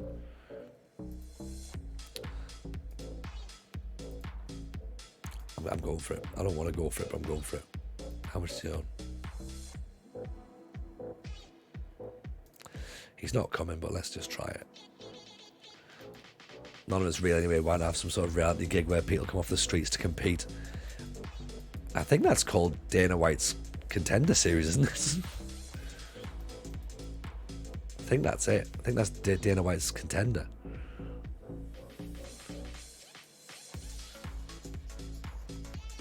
RVD, oh Jesus.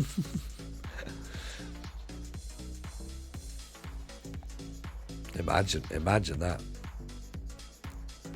Also, yeah, they also bring back too many old legends rather than moving forward. When Randy Orton return, yeah, he's going to get there eventually.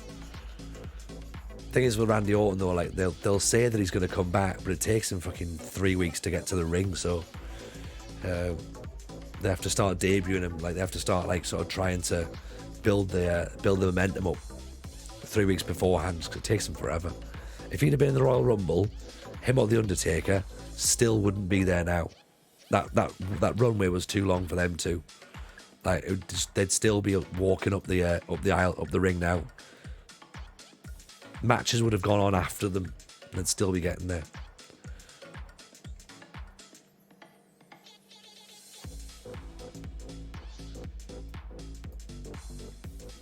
DDP, Mr. Yoga himself.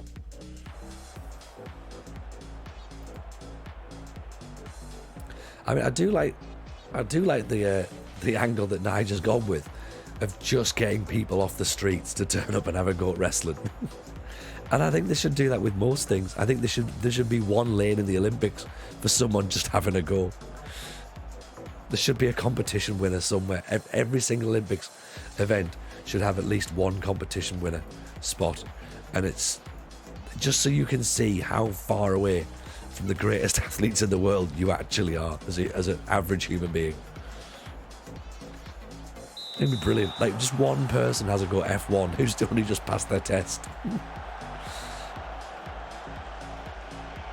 Excellent. Sticking someone in who's like, for the first time at baseball, what the fuck is that? Throw it underarm, you dick.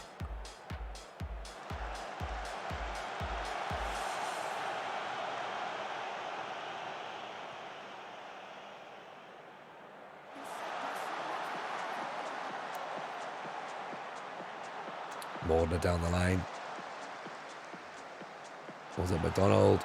Maguire. Pick that one out. I'd be up for that. I'm 37 now, but I can still do a swanton bomb like I did at school.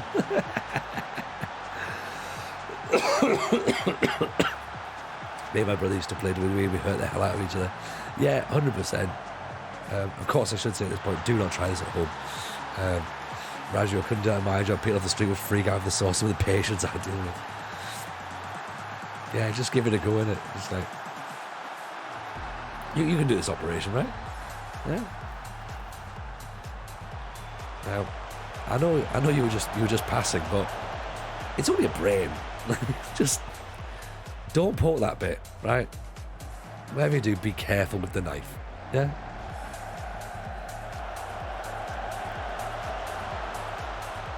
Maguire, Lintop. Good tackle. Suplex him onto a bed of pillows and onto the floor, broke his arm. Oh dear. All this wrestling talk makes you want to watch 2,000 pay-per-views. Bailey Calamartri's back in. Peak Hardys. Get the tables, ladders and chairs. Hardy Boys, Dudleys, Edge and Christian. That's what you want. That's what you want. Usain Bolt in lane 1. Mr. George from the Greengrocers in lane 2. Exactly. Perfect. Great television. And you know what? Give fucking Mr. George a head start as well. Let him have a go. Or don't, and just be like, no, literally that's how slow you are. That's how far behind the fastest people in the world you actually are. I'd like to see them in the swimming pool, like against Michael Phelps, and someone's got armbands on.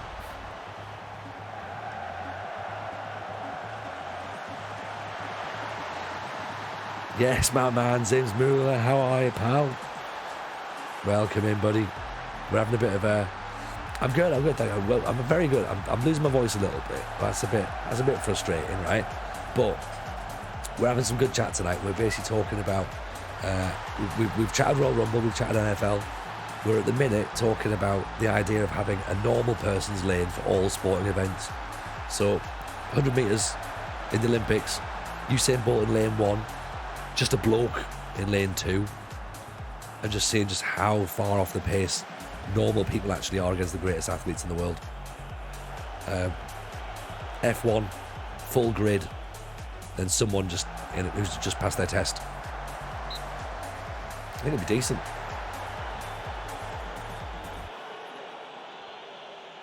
Table tennis, lose and then get your mate to help with 3D through the table. Yeah! Exactly what it's about.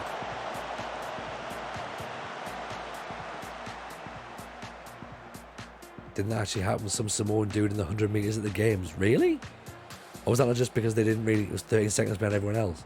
Is that not just because like he was the winning athlete? Because they had this in the CrossFit Games a few years ago, right? Like Greg Glassman, who is now a certified racist and no longer is the CEO of CrossFit, had a crazy idea that instead of just having the fittest and strongest athletes in the world competing, he wanted to make it a little bit like the Olympics and have like sort of these national qualifiers. So more nations were represented, which is fantastic for the sport, and it did bring a bit more inclusivity in.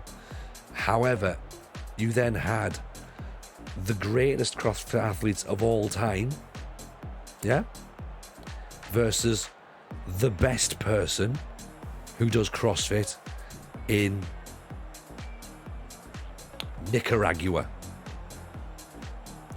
or Grenada. And to be fair, they weren't even the best people in my gym, and they were at the CrossFit Games. Suffice to say, they were shit and were sent home on day one. A bit unfair, really, to be honest, but they got a great experience by being there and turning up and competing under their flag and all that sort of thing. But man, it was like, it just made a bit of a farce of the whole thing. Some people who would not have qualified at all had it come down to ability, but were put there because of their nationality. It was really, really weird to see, especially from someone who again was proven to be a racist. That's maybe his way of going, oh look, everyone's, isn't it fine how we can all work together?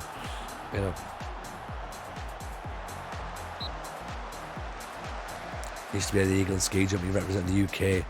Jump that short was dangerous from to land. It was, exactly. That's the fella. Some Ghanaian dude qualified for the finals in a 100 metre freestyle swim despite it taking nearly 2 minutes because the other people in his heat false started. He'd never been in an Olympic sized pool. Amazing. Love this. I love all this sort of stuff.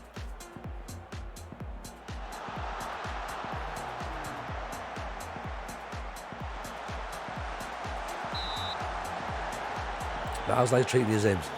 I'll see you back at Birmingham. I saw this evening. Oh no! 2-2. Not expecting that. We need to go and get ourselves another goal now. Right. Shape up, lads. Come on. We need to do better than this. Casey's not having a good one, is he?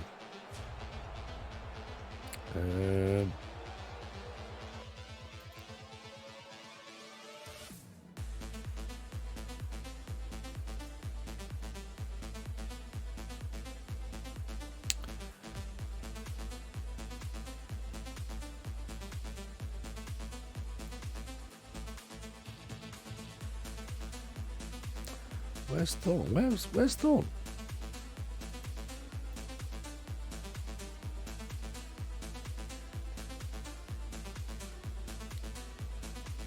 Thorn for Dawn. Brilliant. I brought Thorn off. Excellent.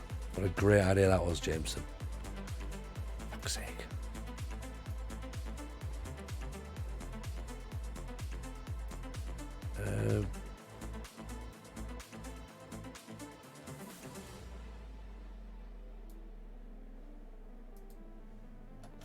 Let's try that. Took us for 8 months before the Olympics and practiced in a lake. Fair play to the guy. Fair play to the guy, that's how he's doing it. Do you know what I mean? I ain't swimming on a lake to practice swimming. Right. I need a bottom. I need a bottom on a pool, that's what I need. No open swims for me. Oh dear. Good save. Demand more's on.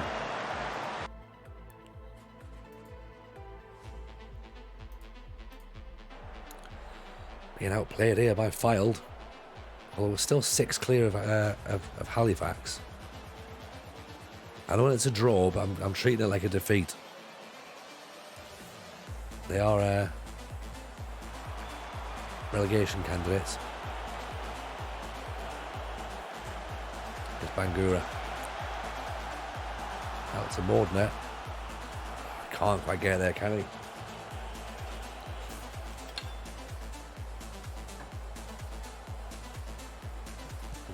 Wildcard entrance, that's what it's all about, isn't it?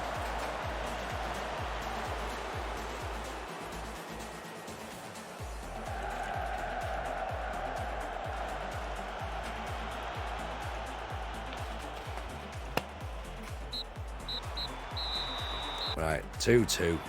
That's not the best result, but it's not the worst result. We'll take that. We'll take it. We weren't playing as well as we could do. Oh dear. A couple of people now stressed. Rogi, for example, getting stressed at this point.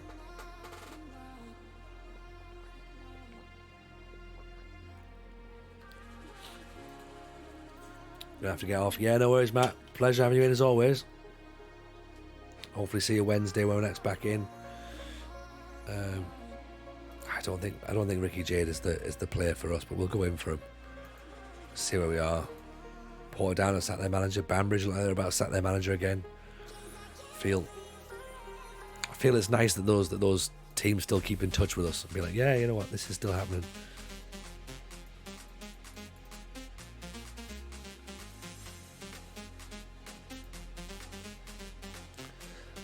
Very interested, but there's definitely more teams available. More teams are interested. We can't afford him. We can't afford Ricky Jade. We probably could, but we're not going to. Means we have to manoeuvre some money around. If we change it and we start putting some extra money into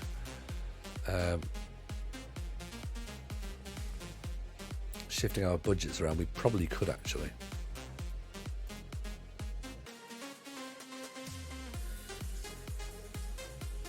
We don't need him. We don't need him. Samoan guy was actually just a shot putter. It's a shot putter who can run them for Vegas.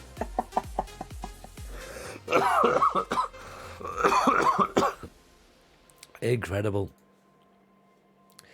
Incredible. So the swimmer's just someone who like took up swimming a couple of days before the event. Just went, I'll swim. The person who ran the 100 meters was a shot putter. Love it.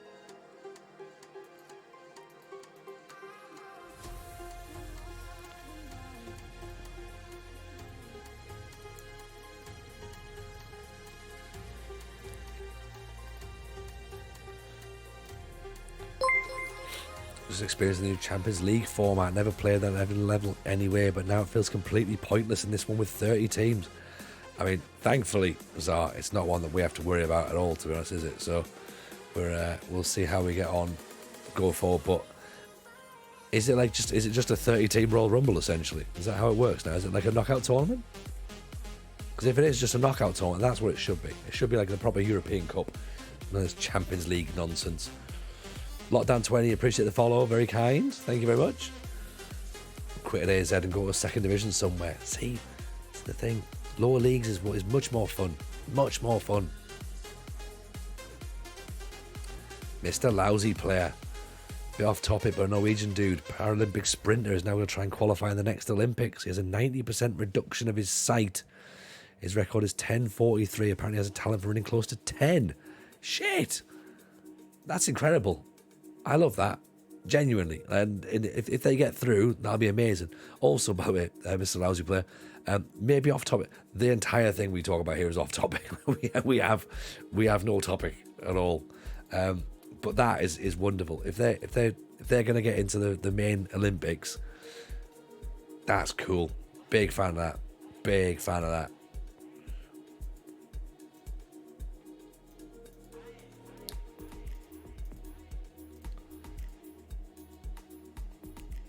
Disclaimer in the chat rules, no topics anytime. Yeah, exactly.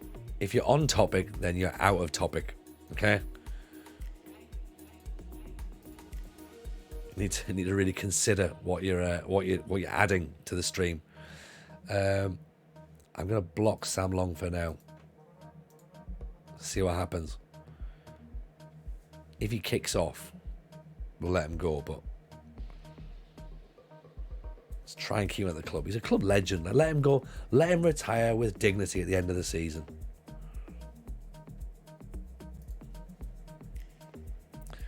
Prime example being a Saturn Jupiter derby while changing jobs. Yeah, I still haven't been able to cut that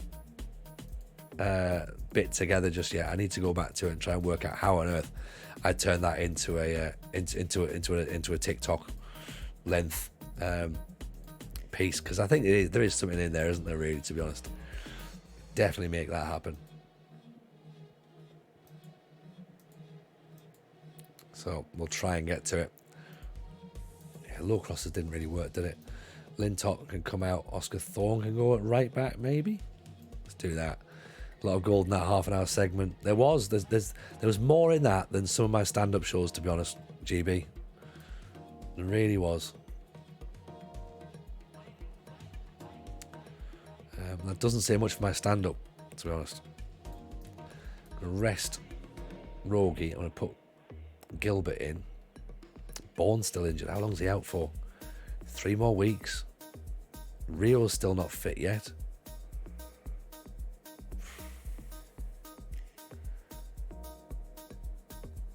Conversation, views, and advertising for the stream. It should be, shouldn't it? It should be one of those like things like when the when the chat are triggered by team selections. It was just weird, wasn't it? How they went off it. They were just like, no, we can't possibly. It's like, well, we can't possibly, but but we might, and therefore we are. You're right, though. It does 100% sum up exactly what we do around here. Hence this. If you're a subscriber, that's where you get us one of those emotes there. So, Oxford versus Oldham right now. Then look at that, a 4-4-2 from Oldham. Beautiful, beautiful. It's a thing of beauty. They're in the relegation zone. We're 6 clear of Halifax. This match, then we face Peterborough in the FA Cup, in the third round of the FA Cup as well. We're not expected to win the FA Cup. We probably won't win the FA Cup. We don't need to win the FA Cup with Oxford. Part of me thinks we should really rest players against Peterborough because we need to win the league. But also, good to get further down, wouldn't it? Let's be honest. A lot of it was tongue-in-cheek from the chat. Oh, 100%. But you need to angle it, don't you, to make it clickbait. Yeah, that's what the internet's for, I think.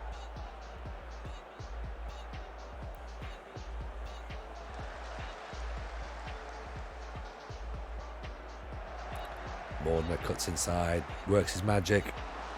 Doesn't quite have the end product though. But he's been pretty handy since he's come to the club, hasn't he? He was on loan, and he took a couple of games to settle in, but then he got himself firing, and he was going, right, I'm not Brentford Raspberry, I know I'm not, but I'm here, I'm doing my own thing now. And now I think he just sort of does what he needs to do, and he brings balance to the team, I think.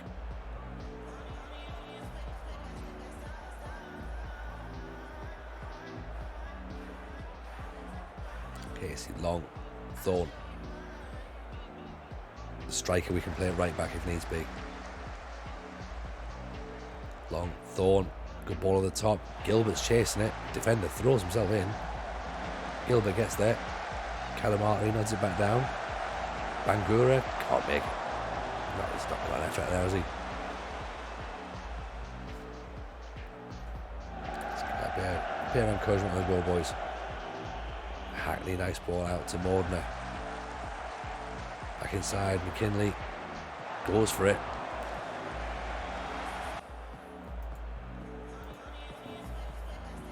Halifax are 0-0 as well, so it's fine, keep them 0-0. We can still 0-0 then. Obviously we prefer not to be 0-0. Bangura gives the ball away again. He's going to have to come off. He's just not doing it, is he, really? I think we'll maybe try and cash in while we can. Cheltenham are interested in him, so maybe we try and move him off. Oof. It's not a bad effort, to be honest. Yeah, Halifax still 0-0 with Dagenham and Redbridge. So that keeps us 6 clear. And I think... yeah, let's bring McDonald off because he's on a yellow card and he's tiring now. Let's put Duffers on in place of Bangura because Bangura doesn't really seem to care, if I'm honest.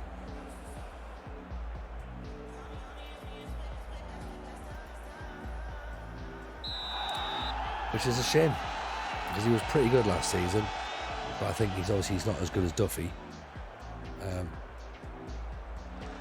sometimes that's just the problem, isn't it? Like, if you're just not as good, you're just not as good. Lakey with a free kick. Casey off the crossbar. Smashed it off the crossbar.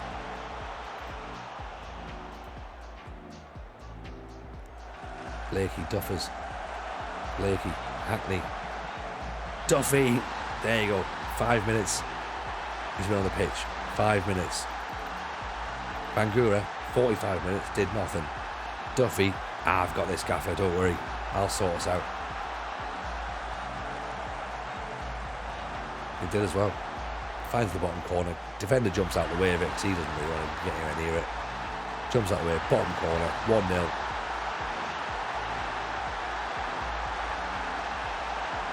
That helps. Shot over the top there as well.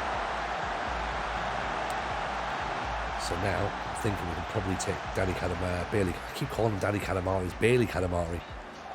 And we can probably bring him off, actually, put the young striker on. Nolan. See how he gets on. Trying him out. Mordner. Goes all the way. Decent effort. Right, let's try him. Try kind of Nolan out there. He can play wide as well, so we might move him out for Gilbert actually and put Alexander in. Well, at the minute, the points are in the bag. And Halifax look like... I think they're still 0-0 actually. Lakey with the corner. Dips it in. Near post header from Casey. Good save. Are they losing? McKinley picks it up. Blakey sells the dummy, wins a corner. Should have done better than that. Should have got a decent cross in. The thing is, he's on his right foot and he's very, very, very left-footed. Very left-footed. Whips that one in. Casey straight at the keeper. Halifax still 0-0. So that gives us an 8-point cushion as it is now. Oh, Mordner intercepts. Duffy. I mean, he's almost embarrassed to get that goal. Almost embarrassed. Look at this.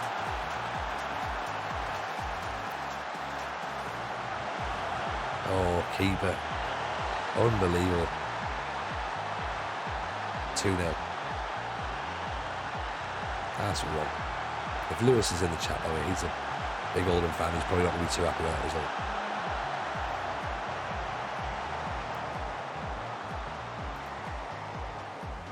There you go. We can just lock it all down now. 2-0. I think Halifax have scored. So we get 3 points again. As we go into the game against Peterborough in the FA Cup. Halifax, 7 minutes to go. 1-0. Keeps the hunt on. Keeper's one of those who's straight off the street guys. Yeah, exactly, yeah. Yeah, he's been listening to the chat and he's been like, I can have a go at this. Yeah, of course you can.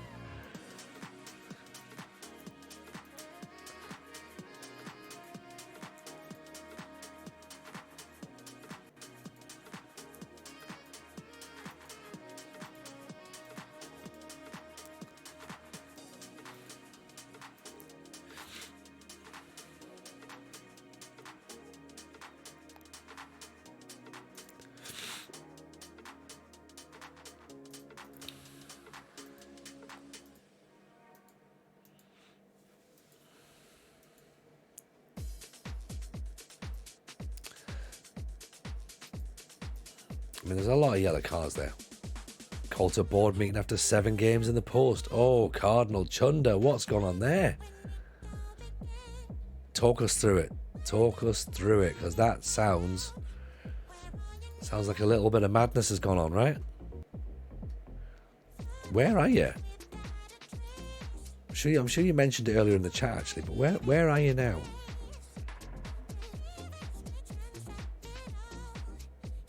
Swansea Union signed Tom Davies.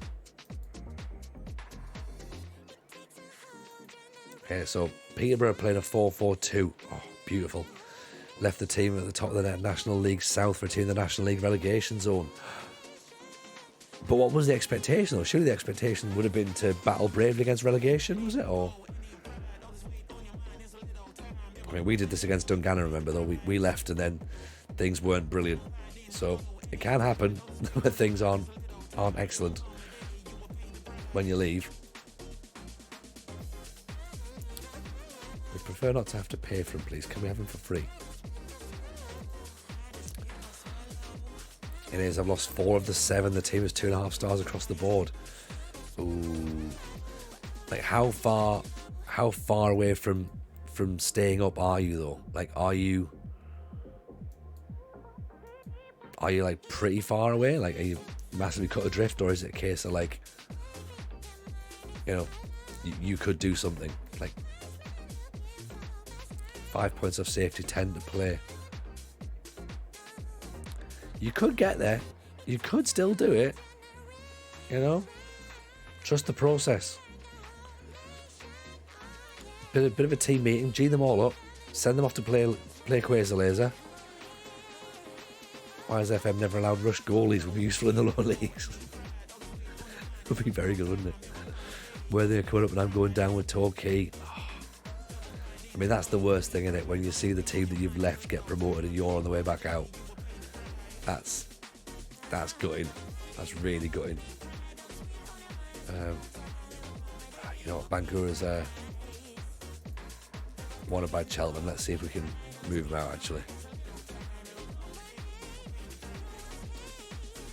So what's your plan then with your save, Chunder? Are you doing British Steel, or are you just like doing just a journeyman? Not like just a journeyman, like as if there's anything other, you know?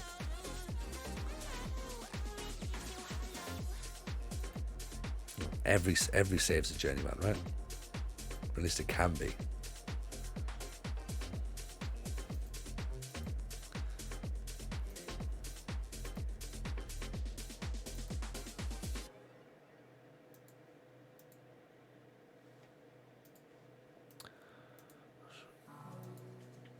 Ipswich sign RJJ, that's fine. We weren't expecting to be signing him anyway, so here we go then. This is us. Kind of journeyman at the top, still unemployed, take whichever job takes my fancy. Went from Welling to Hertha in 21. Oh, nice.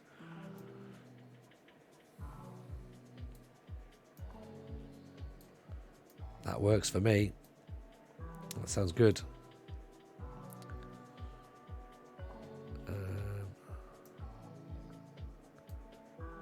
Alfie Gilchrist's injured. That's not going to help us, is it? Lintop is back. Sam Long. Casey at the back. Go with Blakey. Put Maguire in the midfield. And that's probably the best we've got.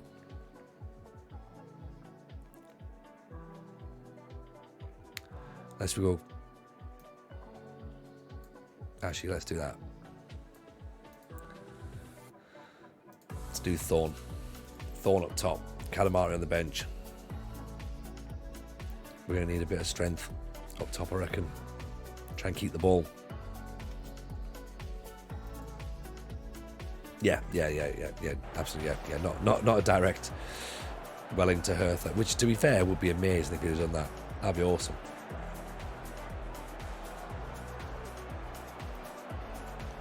Let's go and put on a show. Here we go then, everyone. We've travelled to Peterborough. It's a stadium we know well. It's a club we know well. Come in wearing our yellow and navy blue up against the blue and whites of Peterborough. Let's see what we can do. Third round of the FA Cup. The magic of the cup? Question marks? Maybe? Possibly? Could be a thing. Freedom78, welcome in. Appreciate the follow. Very kind.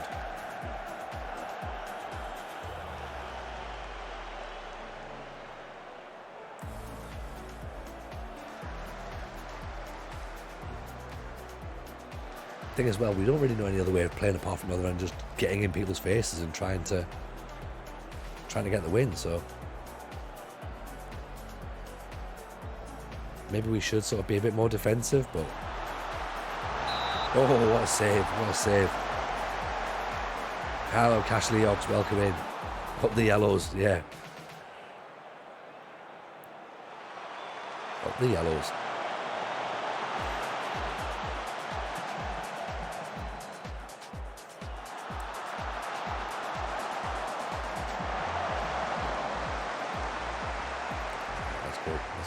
Drop defensive for now, and then we'll...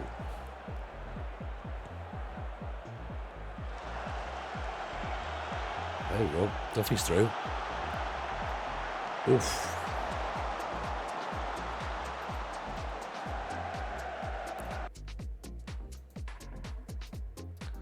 Drop off a bit more, maybe. Case with the ball up. Bonus to flick on.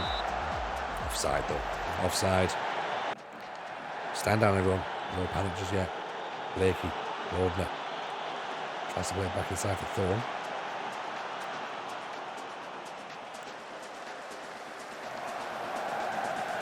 Up on the top. Long lets it drop. He's done that a couple of times, hasn't he? Lintop plays himself into trouble. Dolan.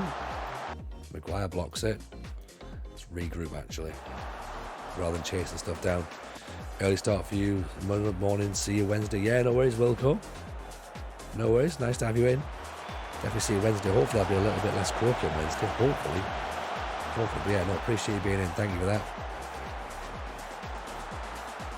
Sanchez in the corner. Casey heads away. Duffy now. looking to break on the counter. Whips it out. What a ball that is to Rogi.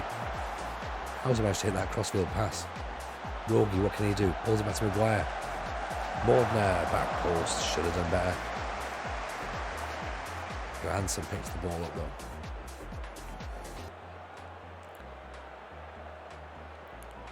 Right, corner kick now. Sanchez to whip it in. Oh, it's gone wide at the back post. Ramsey, I think, yeah. Peterborough, of course, a few more shots. 7, 3 on target. We've had 2 on target though, both of them on target. Possession 53-47 in their favour. As I say, we're not expected to win. We are expected to lose. Therefore, all we're here for is picking up some money and to not get battered. One nice ball through. Morton. Oh, it's gone in. Oh dear. Oh dear.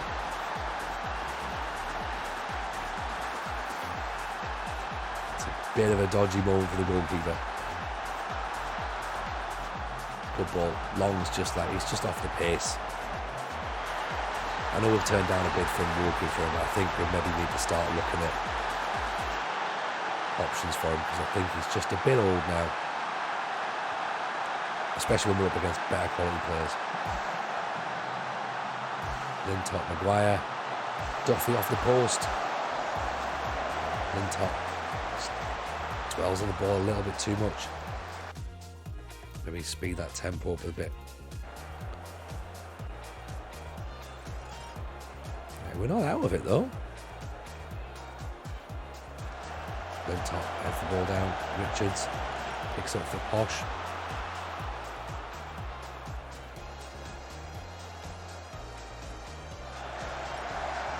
Oof. Right. Tell you what, let's press now then. Start playing a bit wider. Might have to change shape in the second half as well because I'm not really getting the ball up front. So I think Thorne seems a bit isolated. I mean, loads of yellow cards. 2, 3, 4 yellow cards. Centre midfield particularly worrying. Let's put Frankie Marmalade on actually in place of Hackney. Maguire, Mordner out wide. Lintop, of course, right back. These are players that are going to pick up yellow cards, aren't they? Maguire in the centre as well.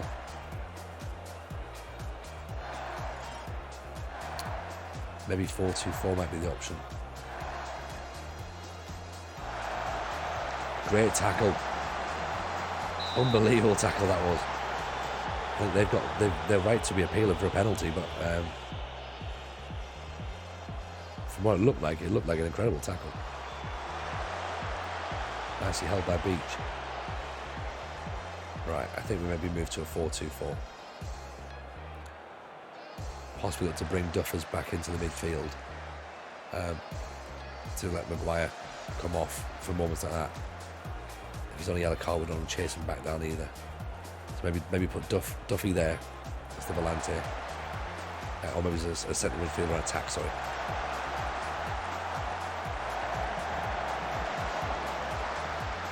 And we'll bring Thorne on up top. So Thorne's already there. Bring Katamari on. And go 4-2-4. So I think. So let's try that. So let's move Duffy down to midfield. Turn him into a volante there. Frankie Maguire's going to be brought off for Katamari. Try that.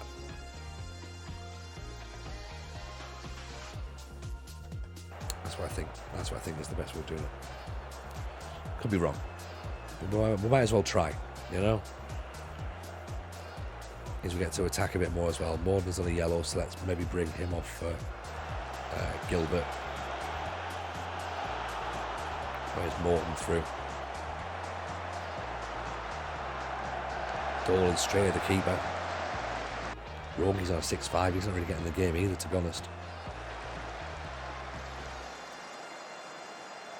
And since we've changed shape, the first two highlights have been all Peterborough. So that's worrying. Very worrying. Can drop a bit.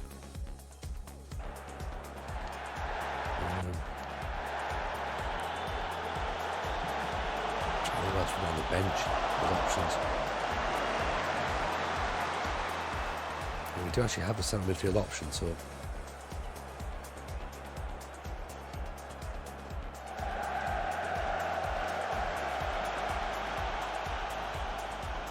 Rio is an option for centre midfield if Duffy's not there. Calamartri. Great ball in. There's Rogi at the back post. Oh, I thought he'd scored. What a piece of play that was. Casey with a header. Right. This is what we're going to do. Thorne comes off for Lintop. Duffy can go back up top. Lintop can come off for Rio. So at least he's a centre midfielder. He can do that.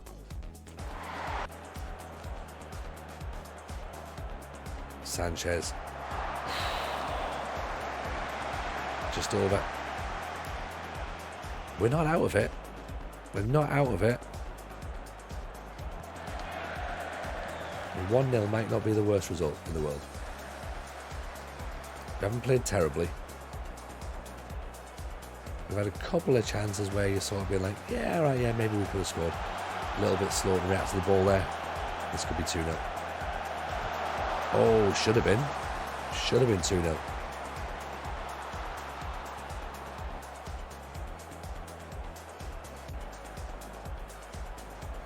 Absolutely should have been 2-0. Long Calamartri nods it down. Duffy. Rio. Calamartri can't quite chase it down.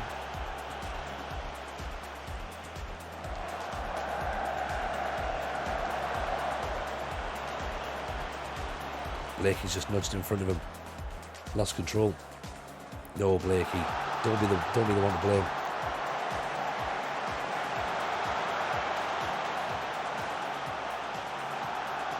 Oof.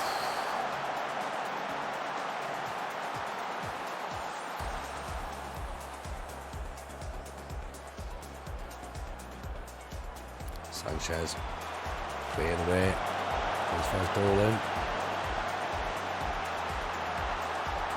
Playing for danger. Lloyd bangs it over the top. Oh, we're not out of this yet. Still got a few minutes left. 9 minutes. Let's ride the wave. Right. Okay.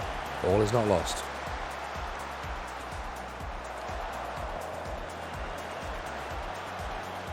I love the fact this is a match that genuinely does not matter in terms of the result, but I'm sitting there going, come on, we can still do it, we can still do it. But the FA Cup is not on the list of things to win this season. The odds of a non-league team doing it are incredible. So, no need to panic. Oh, Rogi gets himself a yellow card, does he? Yeah. A silly booking. Comes out of frustration more than anything. Duffy, Calamartri, Rio. He's at the top. There's Duffy. Oof.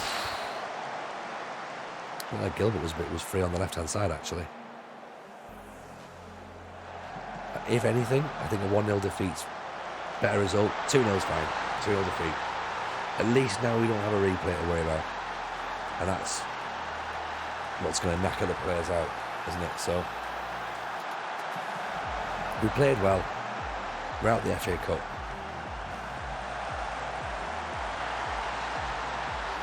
Boys gave it their all. Let's just lock it down now. There's nothing to go charging about. Did as well as we could. It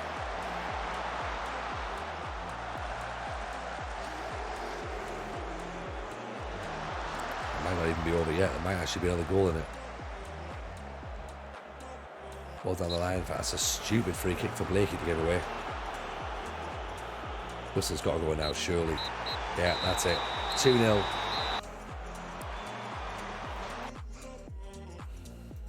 Yeah, we did as well as we could, to be honest. Got to the third round of the FA Cup.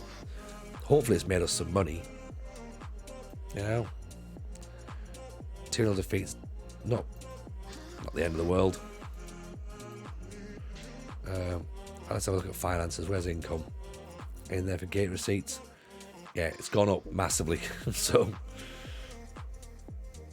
last month was 170 grand. This month is 180 grand.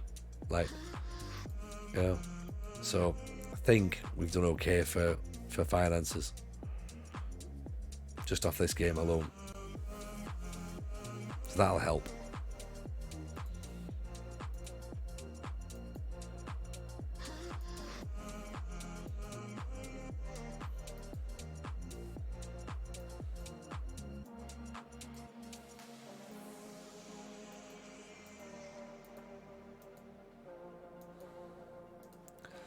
Right, so FA Cup is done. Update that graphic there. Pop a red banner on the FA Cup for this one.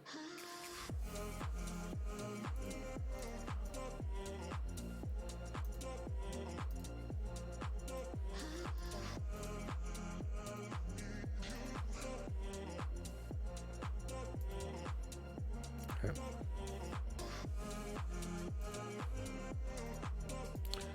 For example, if we now jump to there and update that. There you go. FA Cup, no longer something we can look for this season. Okay. Competition out of reach. But still in with the league. And now we've got the FA Trophy 4th round. Is the list downloadable? It should be in the Discord, referee, to be honest. It should be in the Discord. So if it's not in there, in the actual Tony's live stream channel, it should be in there. If not, it is. If you just type in British Steel Challenge FM, then I think there's a few places where it shows up. You might have to sort of like update some of the cup competition names, but or give me a shout where I can ping you the graphic or whatever. Have you calculated the minimum amount of seasons that can be done in? So the minimum amount of seasons that can be done in is probably a lot less than the actual amount of seasons it's going to take me. So I'm having like a sort of cautious estimation that it can be done in 50. It can be done quicker than that, obviously, much quicker. There's a couple of people who've been doing it as we've been streaming it. They're into like season 11 or something, season 12, and they are probably about 10 trophies in. So the thing is, you've got some nations where you can win multiple trophies at once. Now we should have won 4 trophies with Linfield rather than just 2. That would have boosted our total from 5 to 7. You want to be getting those multiple trophy seasons. So here, for example, this season, we want to get promoted, obviously, but we also want to win the FA Trophy, because we don't want to have to come down to do this later on in the save and have to pick a side in the Vanarama National to win the cup. Do you know what I mean? Like, you kind of have to be one of the better teams in the league to win this trophy. So, and it's a weird thing to do, to come back in to just literally focus on that trophy itself. So ideally, if we can do it this season, get a double, that would be great. You want to be trying to chip off doubles and trebles. That's the way you can really start powering through the through the save. But otherwise, it's just going to take you forever. Like, we might not even finish it. We might not even finish the trophy, so the save. So you got to play where it lies, sort of thing. Hopefully, we'll be fine. Raz, you're there. I'm in season 7. I've won less than Tony has. There you go. It can happen. It's sometimes it's the luck of the draw as well, about which clubs you get along the way. You know, we would have thought when we were in Northern Ireland, we would have thought by going from Banbridge to Portadown, we'd have won something with Portadown because they're a better side. We thought we were going to win this championship. Didn't quite work out that way.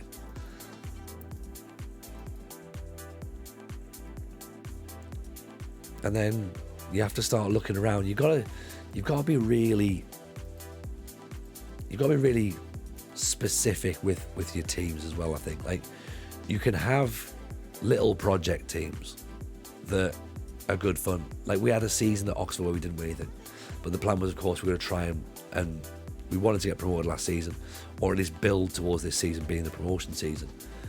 We could have had a side who maybe were mid-table in the Vanarama National and then been like, oh, can we build them up?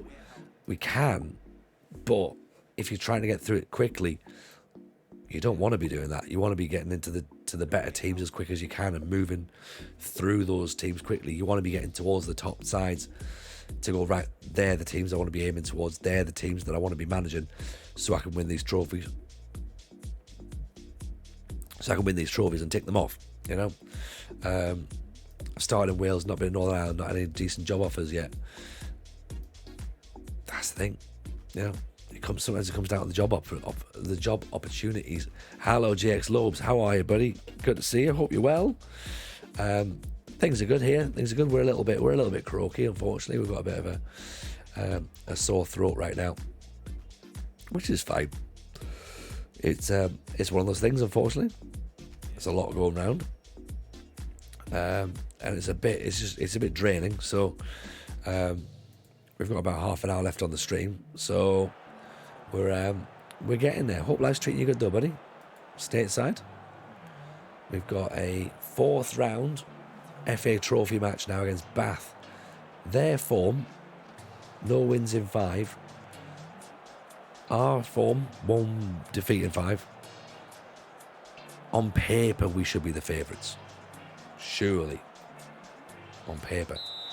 A wise man once said, football is not played on paper.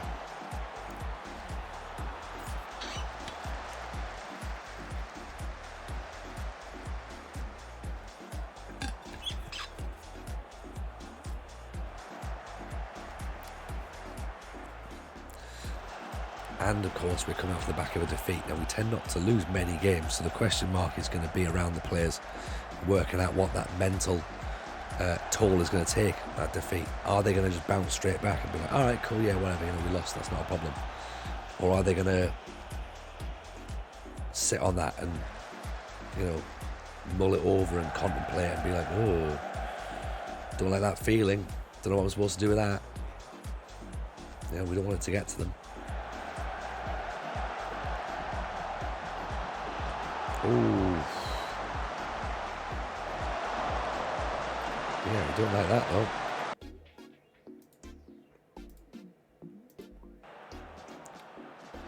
Bit more hydration, bit more. I think you're right, Lomas. Not enough hydration going on here. You're right, man is right. I've not even needed a wee yet, Simon, so I've clearly not had enough water yet.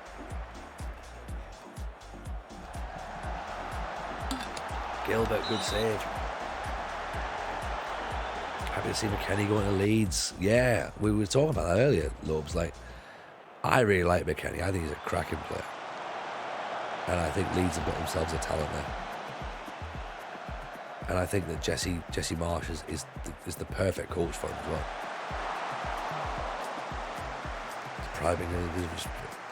Depriving us of prime chair content. We can get the chair involved again if you want. We can get the chair involved. Top 3 US player easily. I would agree. So I would agree. He's a very, very good player indeed. Let's try and speed this up a little bit.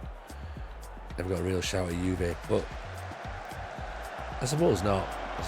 But then there was obviously players that they never really paid for that they have to play. So it's a tricky one, isn't it? The whole Juventus thing. Let's go positively. Let's go positive, even though we are slightly in the ascendancy still. Gone to regroup as well, just so we're not chasing them down. they can obviously try and get through us. Mordner in for Duffy. Finds Thorne. That'll do. Gives us the lead. A whole lot more going on there than we just found out about. Yeah, Italian football doing Italian football things. Like, I love Italian football, but it just needs to stop doing those things. Like, it's literally this, isn't it? Days since our last nonsense. 0. Blake with the ball, and Thorne with a header. It's 2-0. Oscar Thorne, 2 big goals in a couple of seconds. Makes me wonder if they still believe in Marsh. I think the fact that it's American owners means that Marsh is going to get enough time to implement his ideas, I think. Unless things go drastically wrong at Leeds. And I think that there's 3 worse teams in the league than Leeds United, so I think they should stay up. Should. Leeds owned by Americans. They're owned by the 49ers. Yeah, they're not majority owned by the 49ers, but it looks like the 49ers are going to buy them out in the summer. But they're major investors. They had a watch party at the stadium last night for 49ers.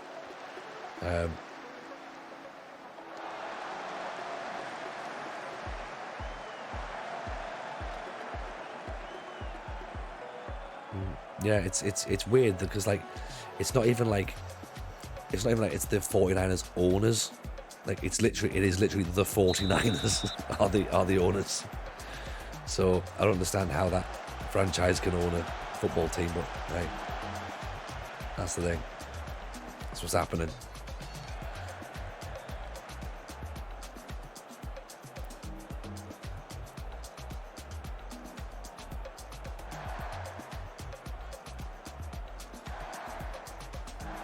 But yeah, they've been a little bit more prudent with the cash than bowley ball. Gilbert with the header. Saved by Marshall. Thorne knocks it through to nobody apparently.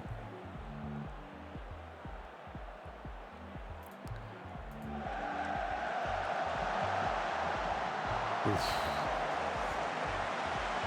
Yeah, well, the thing is, I'm still reeling from last night though, Lobes. The whole 49ers incident. We've been chatting about it at the start of the stream. Like, I'm a bit gutted. I feel bad for the fact that we weren't given a fair fight. You know, there's no actual game to play, but you got to play where it lies at the end of the day, and it was what it was. And the Eagles did everything right. When did Purdy go out? Like first quarter, like about 5 minutes in, I think. To be honest, he got roughed up pretty early doors. He was nervy. He was so nervous. You could tell, and they just got at him quickly. And then he went to throw the ball, and they'd obviously knocked. Like they'd managed to get his throwing arm early, and then the ball kind of popped up, and he went throwing it. That's when he's done his elbowing. So he was out. He was out in the first quarter. Then Josh Johnson comes in. He sort of like tries his best, but he's just not having a day at all. Like he's dropping the ball on the snap and keeps getting sacked, and like it's just not happening. Then they're trying to get Purdy back on the field because it's like, look, this is just not working for us. So Purdy comes on in the second half. He's clearly still injured. He can't throw. The reason he comes on is because Josh Johnson's concussed. So he then has to go off. So we bring the injured quarterback back on. Thorne with a hat-trick. Comical defending there. And then Thorne comes back on with his knackered elbow, and McCafferty's taking some snaps as well. He's playing quarterback for a second. And we can't throw the ball, so it's just our offensive plan is run the ball, essentially. And it's just, nah. you know, the Eagles just did what they had to do. Just they played the game. They played the game, and they played it well. And Riddick is so good. So good. You know, but he, like last night, Riddick looked like Aaron Donald. He was just dominant. 3-0, Oscar Thorne hat-trick puts us through. in the FA Trophy. We had the same thing with Barkley last year. Danny Dimes and Tyrod Taylor both went out. Yeah, I remember that. I remember Tyrod Taylor making the comeback. Crazy to see that happen as well. So we move into the fifth round now. Who have we got next? So fifth, quarters, semis, final. Right, okay. Eagles have so much depth in the D-line. They were just great. They were just great. Like, I can't say anything about it because they were very, very good. And, you know, it's not like I'm sat there going like, oh yeah, like, you know, our quarterback was injured and then like the rest of it, and we just were unlucky. Eagles played really well. The fact that our quarterback was injured meant that, you know, we were going to struggle even more. Had we had a proper quarterback in, fit and playing, I think it would have been a tight game, a very, very tight game. Taking FA Trophy still on the need list for the save. It is indeed, Lobes. Yeah, we've just lost out in the FA Cup. Sadly, we lost to Peterborough, which was never on the cards. Winning the FA Cup was never on the cards. FA Trophy, however, is still on the cards, possibly. Paulie's just whacking the microphone there.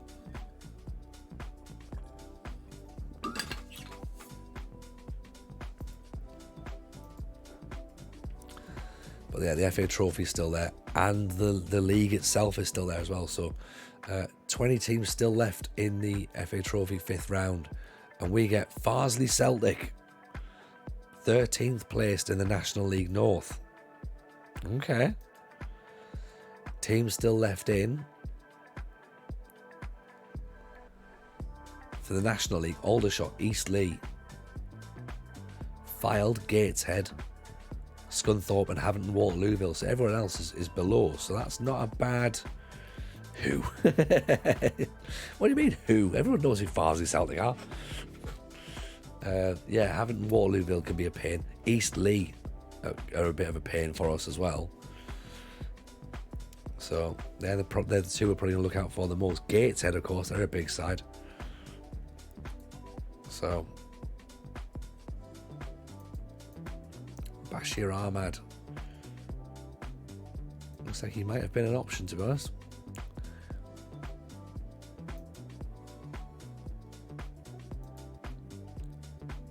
Johnny Edge, 160 grand from Dartford. I mean, he's getting better, isn't he? 22 years old. 22 years old, 6 foot, dribbling 13. So for a striker, he's only got finishing of 10, but he can play out wide. And of course, we are losing Rogie as well, remember. Leadership of 16, off the ball of 13. Acceleration, not quite at the level we would like for a winger, but really good balance. Determination, decision-making is good. Technique's very good. Potential is there.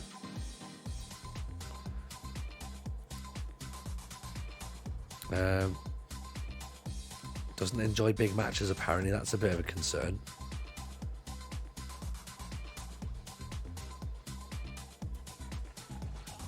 Could be a leading League One player. I mean,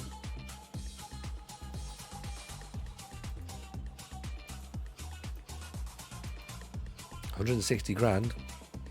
I'm in for him. Dominic Sardi, I think, is good as well. From Aldershot. Thing is that we are going to end up at a point where we are going to end up spending money on players just to kind of get ourselves either out of the league or solidify ourselves in the league above.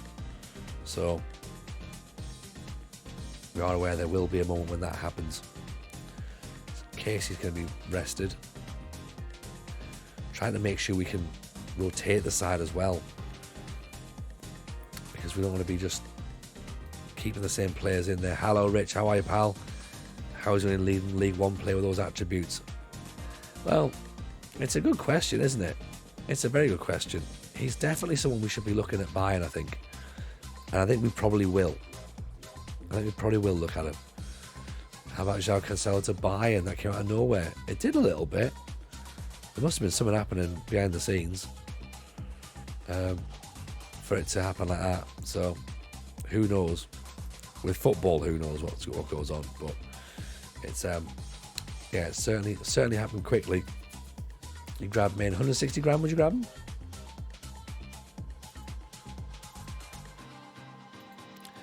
Because he could be the replacement for Rogie, couldn't he? We've got that to think about.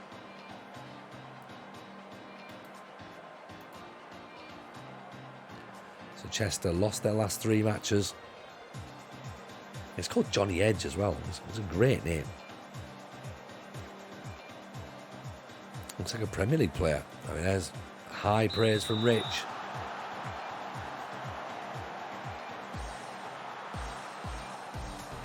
And he looks handy, doesn't he? I think there's just those. For me, that acceleration attribute is probably what's going to be making him struggle at the elite level. But he's definitely got room to grow. And also that, is he a winger, is he a striker? His dribbling's very good, but 16. How old is he? 20? So he's still got a little bit of development time as well. Especially if he's a late bloomer. Oscar Thorne at the back post, near post flick from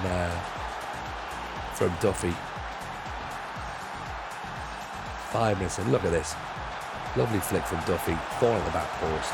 There we go. Think about different positions, retraining. Yeah.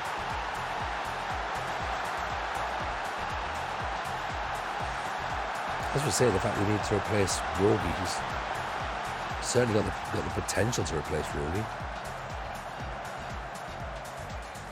If we play more as a wide player rather than as a winger. And there's Gilbert at the back post.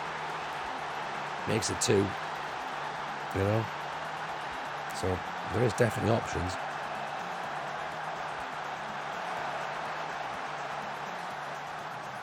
Good ball from Lintop. Gilbert, not expecting him getting up there at the back post, man. 2-0 up, 7 minutes in. Right, what are Halifax up to? Not playing. This moves us 9 points clear. Ooh.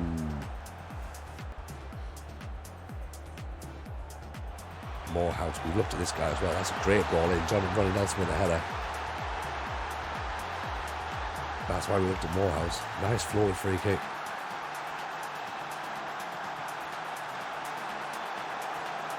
Yeah, gets his head up. Decent one.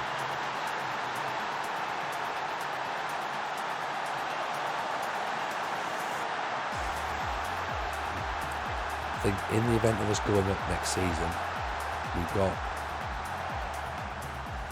definitely need a centre half. Duffy, Thorne's not quite watching. We might need another centre midfielder, maybe.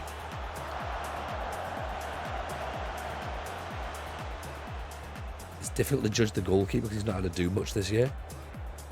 And as always, goals. All off the post. Oscar Thorne with great effort. So I don't think we need too much actually if we get promoted. Depth, I suppose, after that, really, isn't it? Getting players who can sort of like come in and do the same job, using these rotation spots nicely. Well, of course, replace Rogie at right wing. Maguire, Gilbert brought down, surely. No, apparently not. It looked like a penalty from where I'm sitting. It looked very much like a penalty.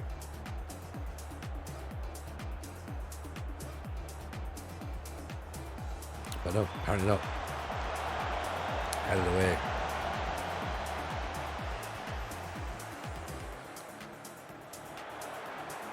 Lintop fires it over the top.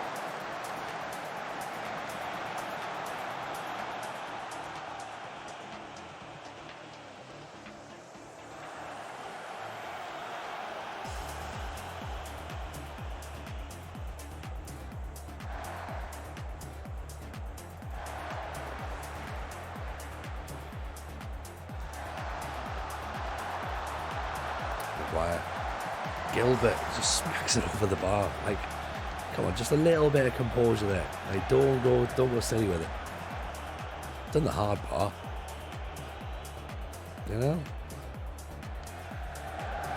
Long Gilbert pressing on. We're not even at half time yet, but it's 2-1. It should really be more than that now. Duffy over the top. Rogie pulls about Thorne thumps it over the bar as well. I mean, we're wasting efforts. Just toying with them.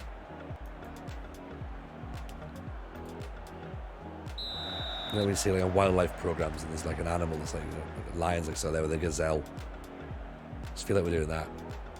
Just like nibbling at their leg. Just like, no. And I'll bit your neck, but I'll just have a tiny bit of leg.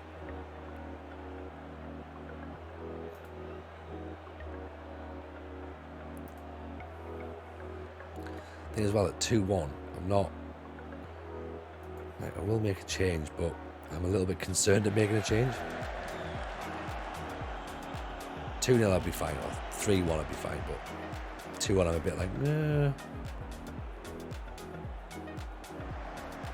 9 points clear in the league as well. I should be a little bit more confident, but I've never been massively confident. Why's got a yellow card, so let's bring him off as well, actually. See what I mean? Loser Leno, what a free kick. What a free kick. Evening, how are you? Welcome in. It's a great free kick, to be honest. You're not stopping that. Yeah, keep the same. Keep those changes happening.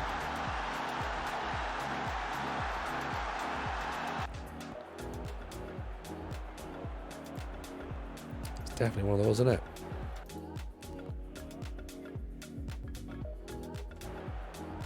Yeah. 2-2. I mean, we were 2-0 up as well, so of course we were. Bit disappointing to let that game slip. McDonald, Hackney gives the ball away. McCallum, don't make this worse.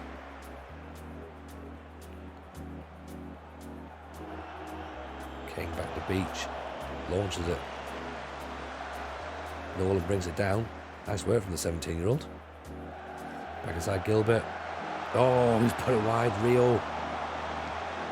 Just got to get the target, mate. What are you playing at? McDonald, Gilbert. Pulls it back, Thorne. Blocked. Can't believe this. We've thrown away a 2-goal lead. 2-2. How embarrassing.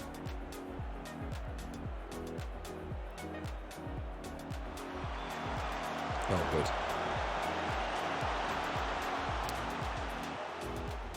Top, blocked, corner again. I mean, fair play at Chester, they deserve it, right? They've pushed back in, but still, that's no. I'm not happy with that at all.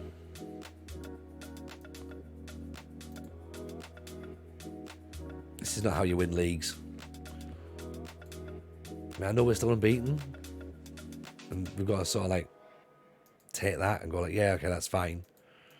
But come on now.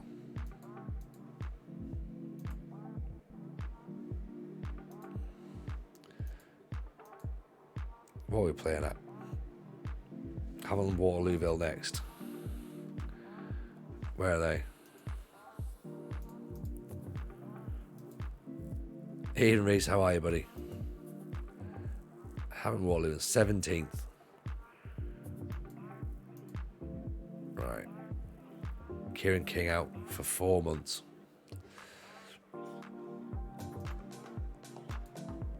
Just let you know, I'm too old to survive another playoff final. I know, Zara, same here. I can already start to feel my blood pressure rising up, going like, oh God, no, it's happening again, isn't it? This this is how it's going to be. Like, oh, rather it wasn't. Yeah, it feels like that right now, doesn't it? How many games have we got left? 1, 2, 3, 4, 5, 6, 7, 8, 9, 10, 11, 12, 13, 14, 15, 16, 17, 18 games left. So probably 3 streams maybe. Yeah, we're still in January. I think we'll get Haven't and Waterlooville done, and then yeah, from February onwards. So 3 months left. It's going to be digging in at this point. Like we're not even in the business end of the season at this point. We're still in the meat and bones, you know. Morning, Beard and Twig. How are you, pal? Welcome in. Nice to see you. Hope life's treating you good.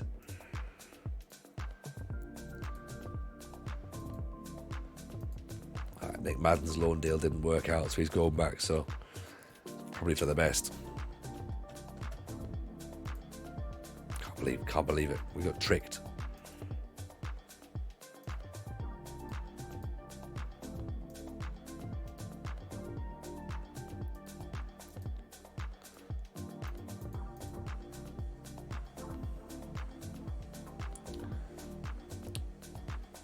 Yeah, big games coming up. So having Waterlooville now, then Solihull Moors next. So that's a huge match.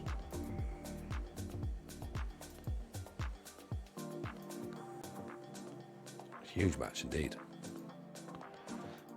Bearded Twig took an impossible job on FM Hardcore. Very stressed. Remind me again, it's not real life. Can't remind you. It is real life. That's the thing. It feels like it's all encapsulating. Twig, I spent all weekend unable to speak, but I was going, I wonder how Oxford would be getting on if I was streaming. So, we all get that way.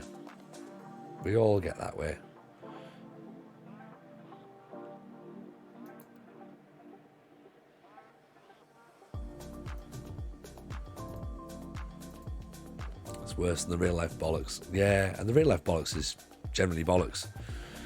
You don't want to be getting involved in any of that shite. It's definitely a bit more stressful, isn't it? You're just like, oh dear. Like you impact it less, but it just feels as though there's more to do. I have more impact in it. I don't understand how, but it can be tough. So everybody get fired 4 years into a save, absolute gut punch. Oh, I mean that's nothing. That's nothing. But that's exactly what happens. Possibly a shift out of 2 35-year-old centre-backs. I mean, it's not impossible. It's difficult. It's difficult. But yeah, I 100% get that.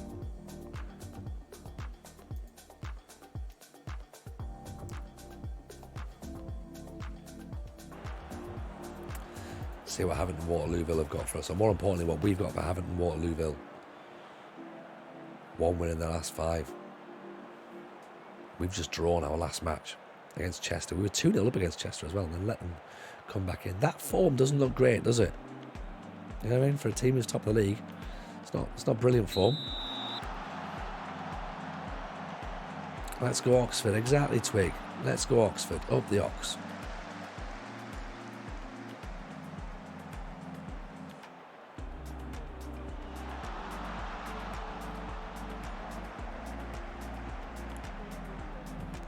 Questions about injury crisis were asked earlier in the stream. I think we've now just about overcome the tail end of them. I know we've got King out for a couple of months there, but it's not the end of the world, really. He is still technically young. Good ball there. Mordner goes for goal. Thorne doesn't quite get there quick enough.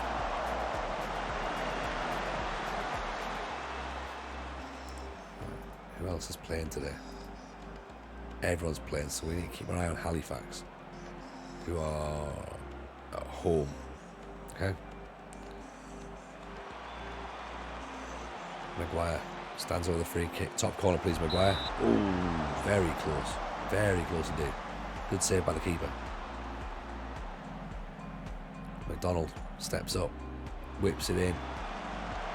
Another way, Gilbert. Pulls it back through, no one's there. No one's there. Yeah, so Halifax at home to Aldershot, who I think are actually in the playoffs as well. So this is a tough match for Halifax then. Halifax. Duffy, Thorne chases. Doesn't quite chase it down though. Casey, Maguire. Duffy, Thorne, I think he's offside. He is offside. See? Called it. I was like, yeah, he's offside. Don't worry about it. Then top. Into Mordner. Maguire. Duffy, that's the ball for Thorne. Gotta finish it. Yes, he does. Flag stays down. 1-0. Lovely football. Total hooch ball.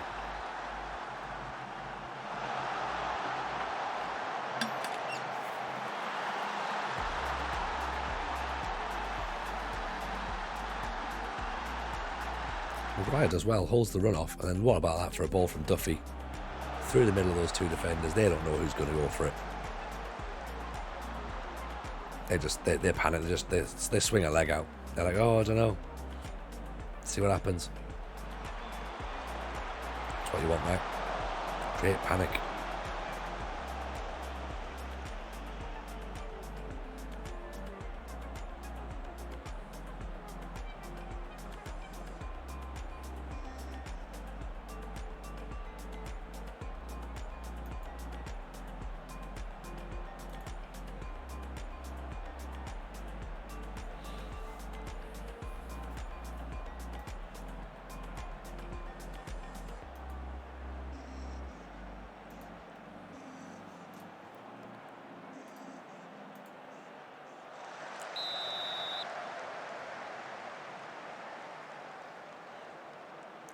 First half. Not too bad. 1-0. We'll take 1-0.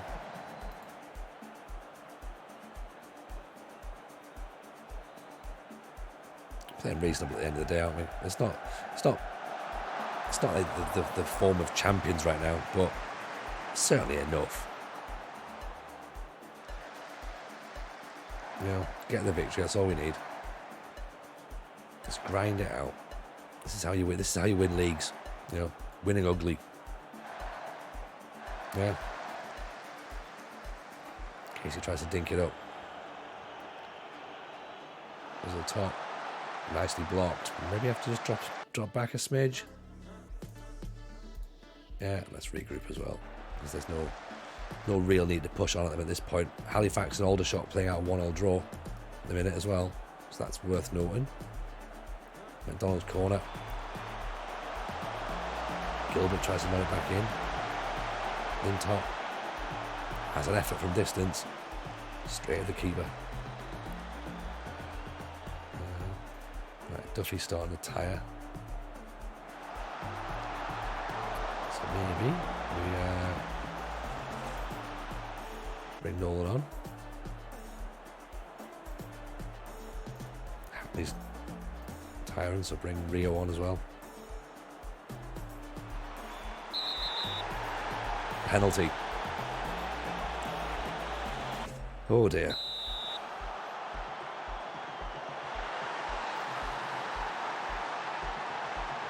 Not expecting that. Not expecting that. Our players haven't quite even got out of the way of the penalty area either. Right. Okay. Demand more from everyone. 4-2-4 as well, I reckon now.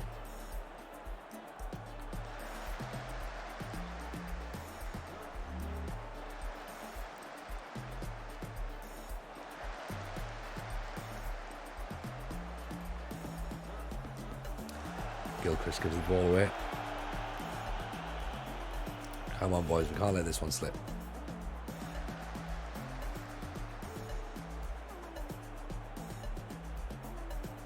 Balls over the top. Stand him up, nothing silly. Oof. Double deflection on the way in. Right, so Aldershot and Halifax still 1-1. We're 1-1. Which is fine, because it means we still stay at the top, but we still keep that decent points difference. But 2 draws in a row against teams that are languishing near the bottom, that's not a good look for us, you know? Maybe we have to try and strengthen, add some more players, possibly.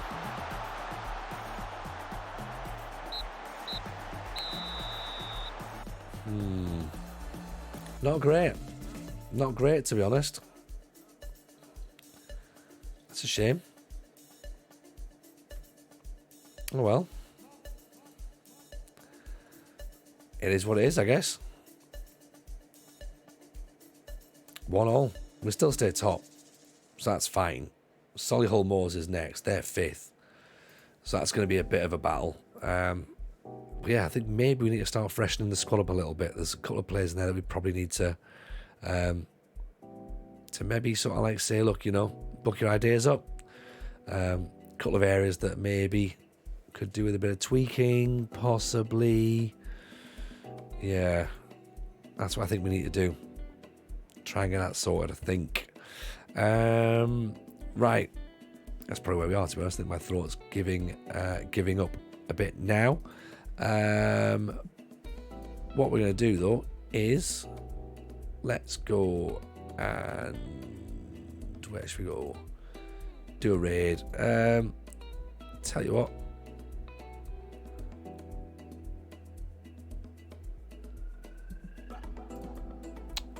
Dill's on. Dill's been in earlier, but there's also a guy there who's only got 1 in. He's currently streaming Slough. I also don't think he's mid-season. He's been on for like 4 hours. I don't know how long he's gonna be on for. I tell you what, he's only got 6 followers, right? Let's go and raid him, okay? And he doesn't seem to have anybody in as well. So go and give him some love, okay? That's what we need to do. Okay, he's called the FM Daddy. So let's go and hang out with him for a wee bit. Tell him that things are good. Follow him in the chat because he's got follower chat only on. So yeah, go and follow him. Go and give him some love. We'll be back. Probably not tomorrow. Probably Wednesday, right? But yeah, appreciate you all being in. Take care. See you all soon. All the best. Bye now.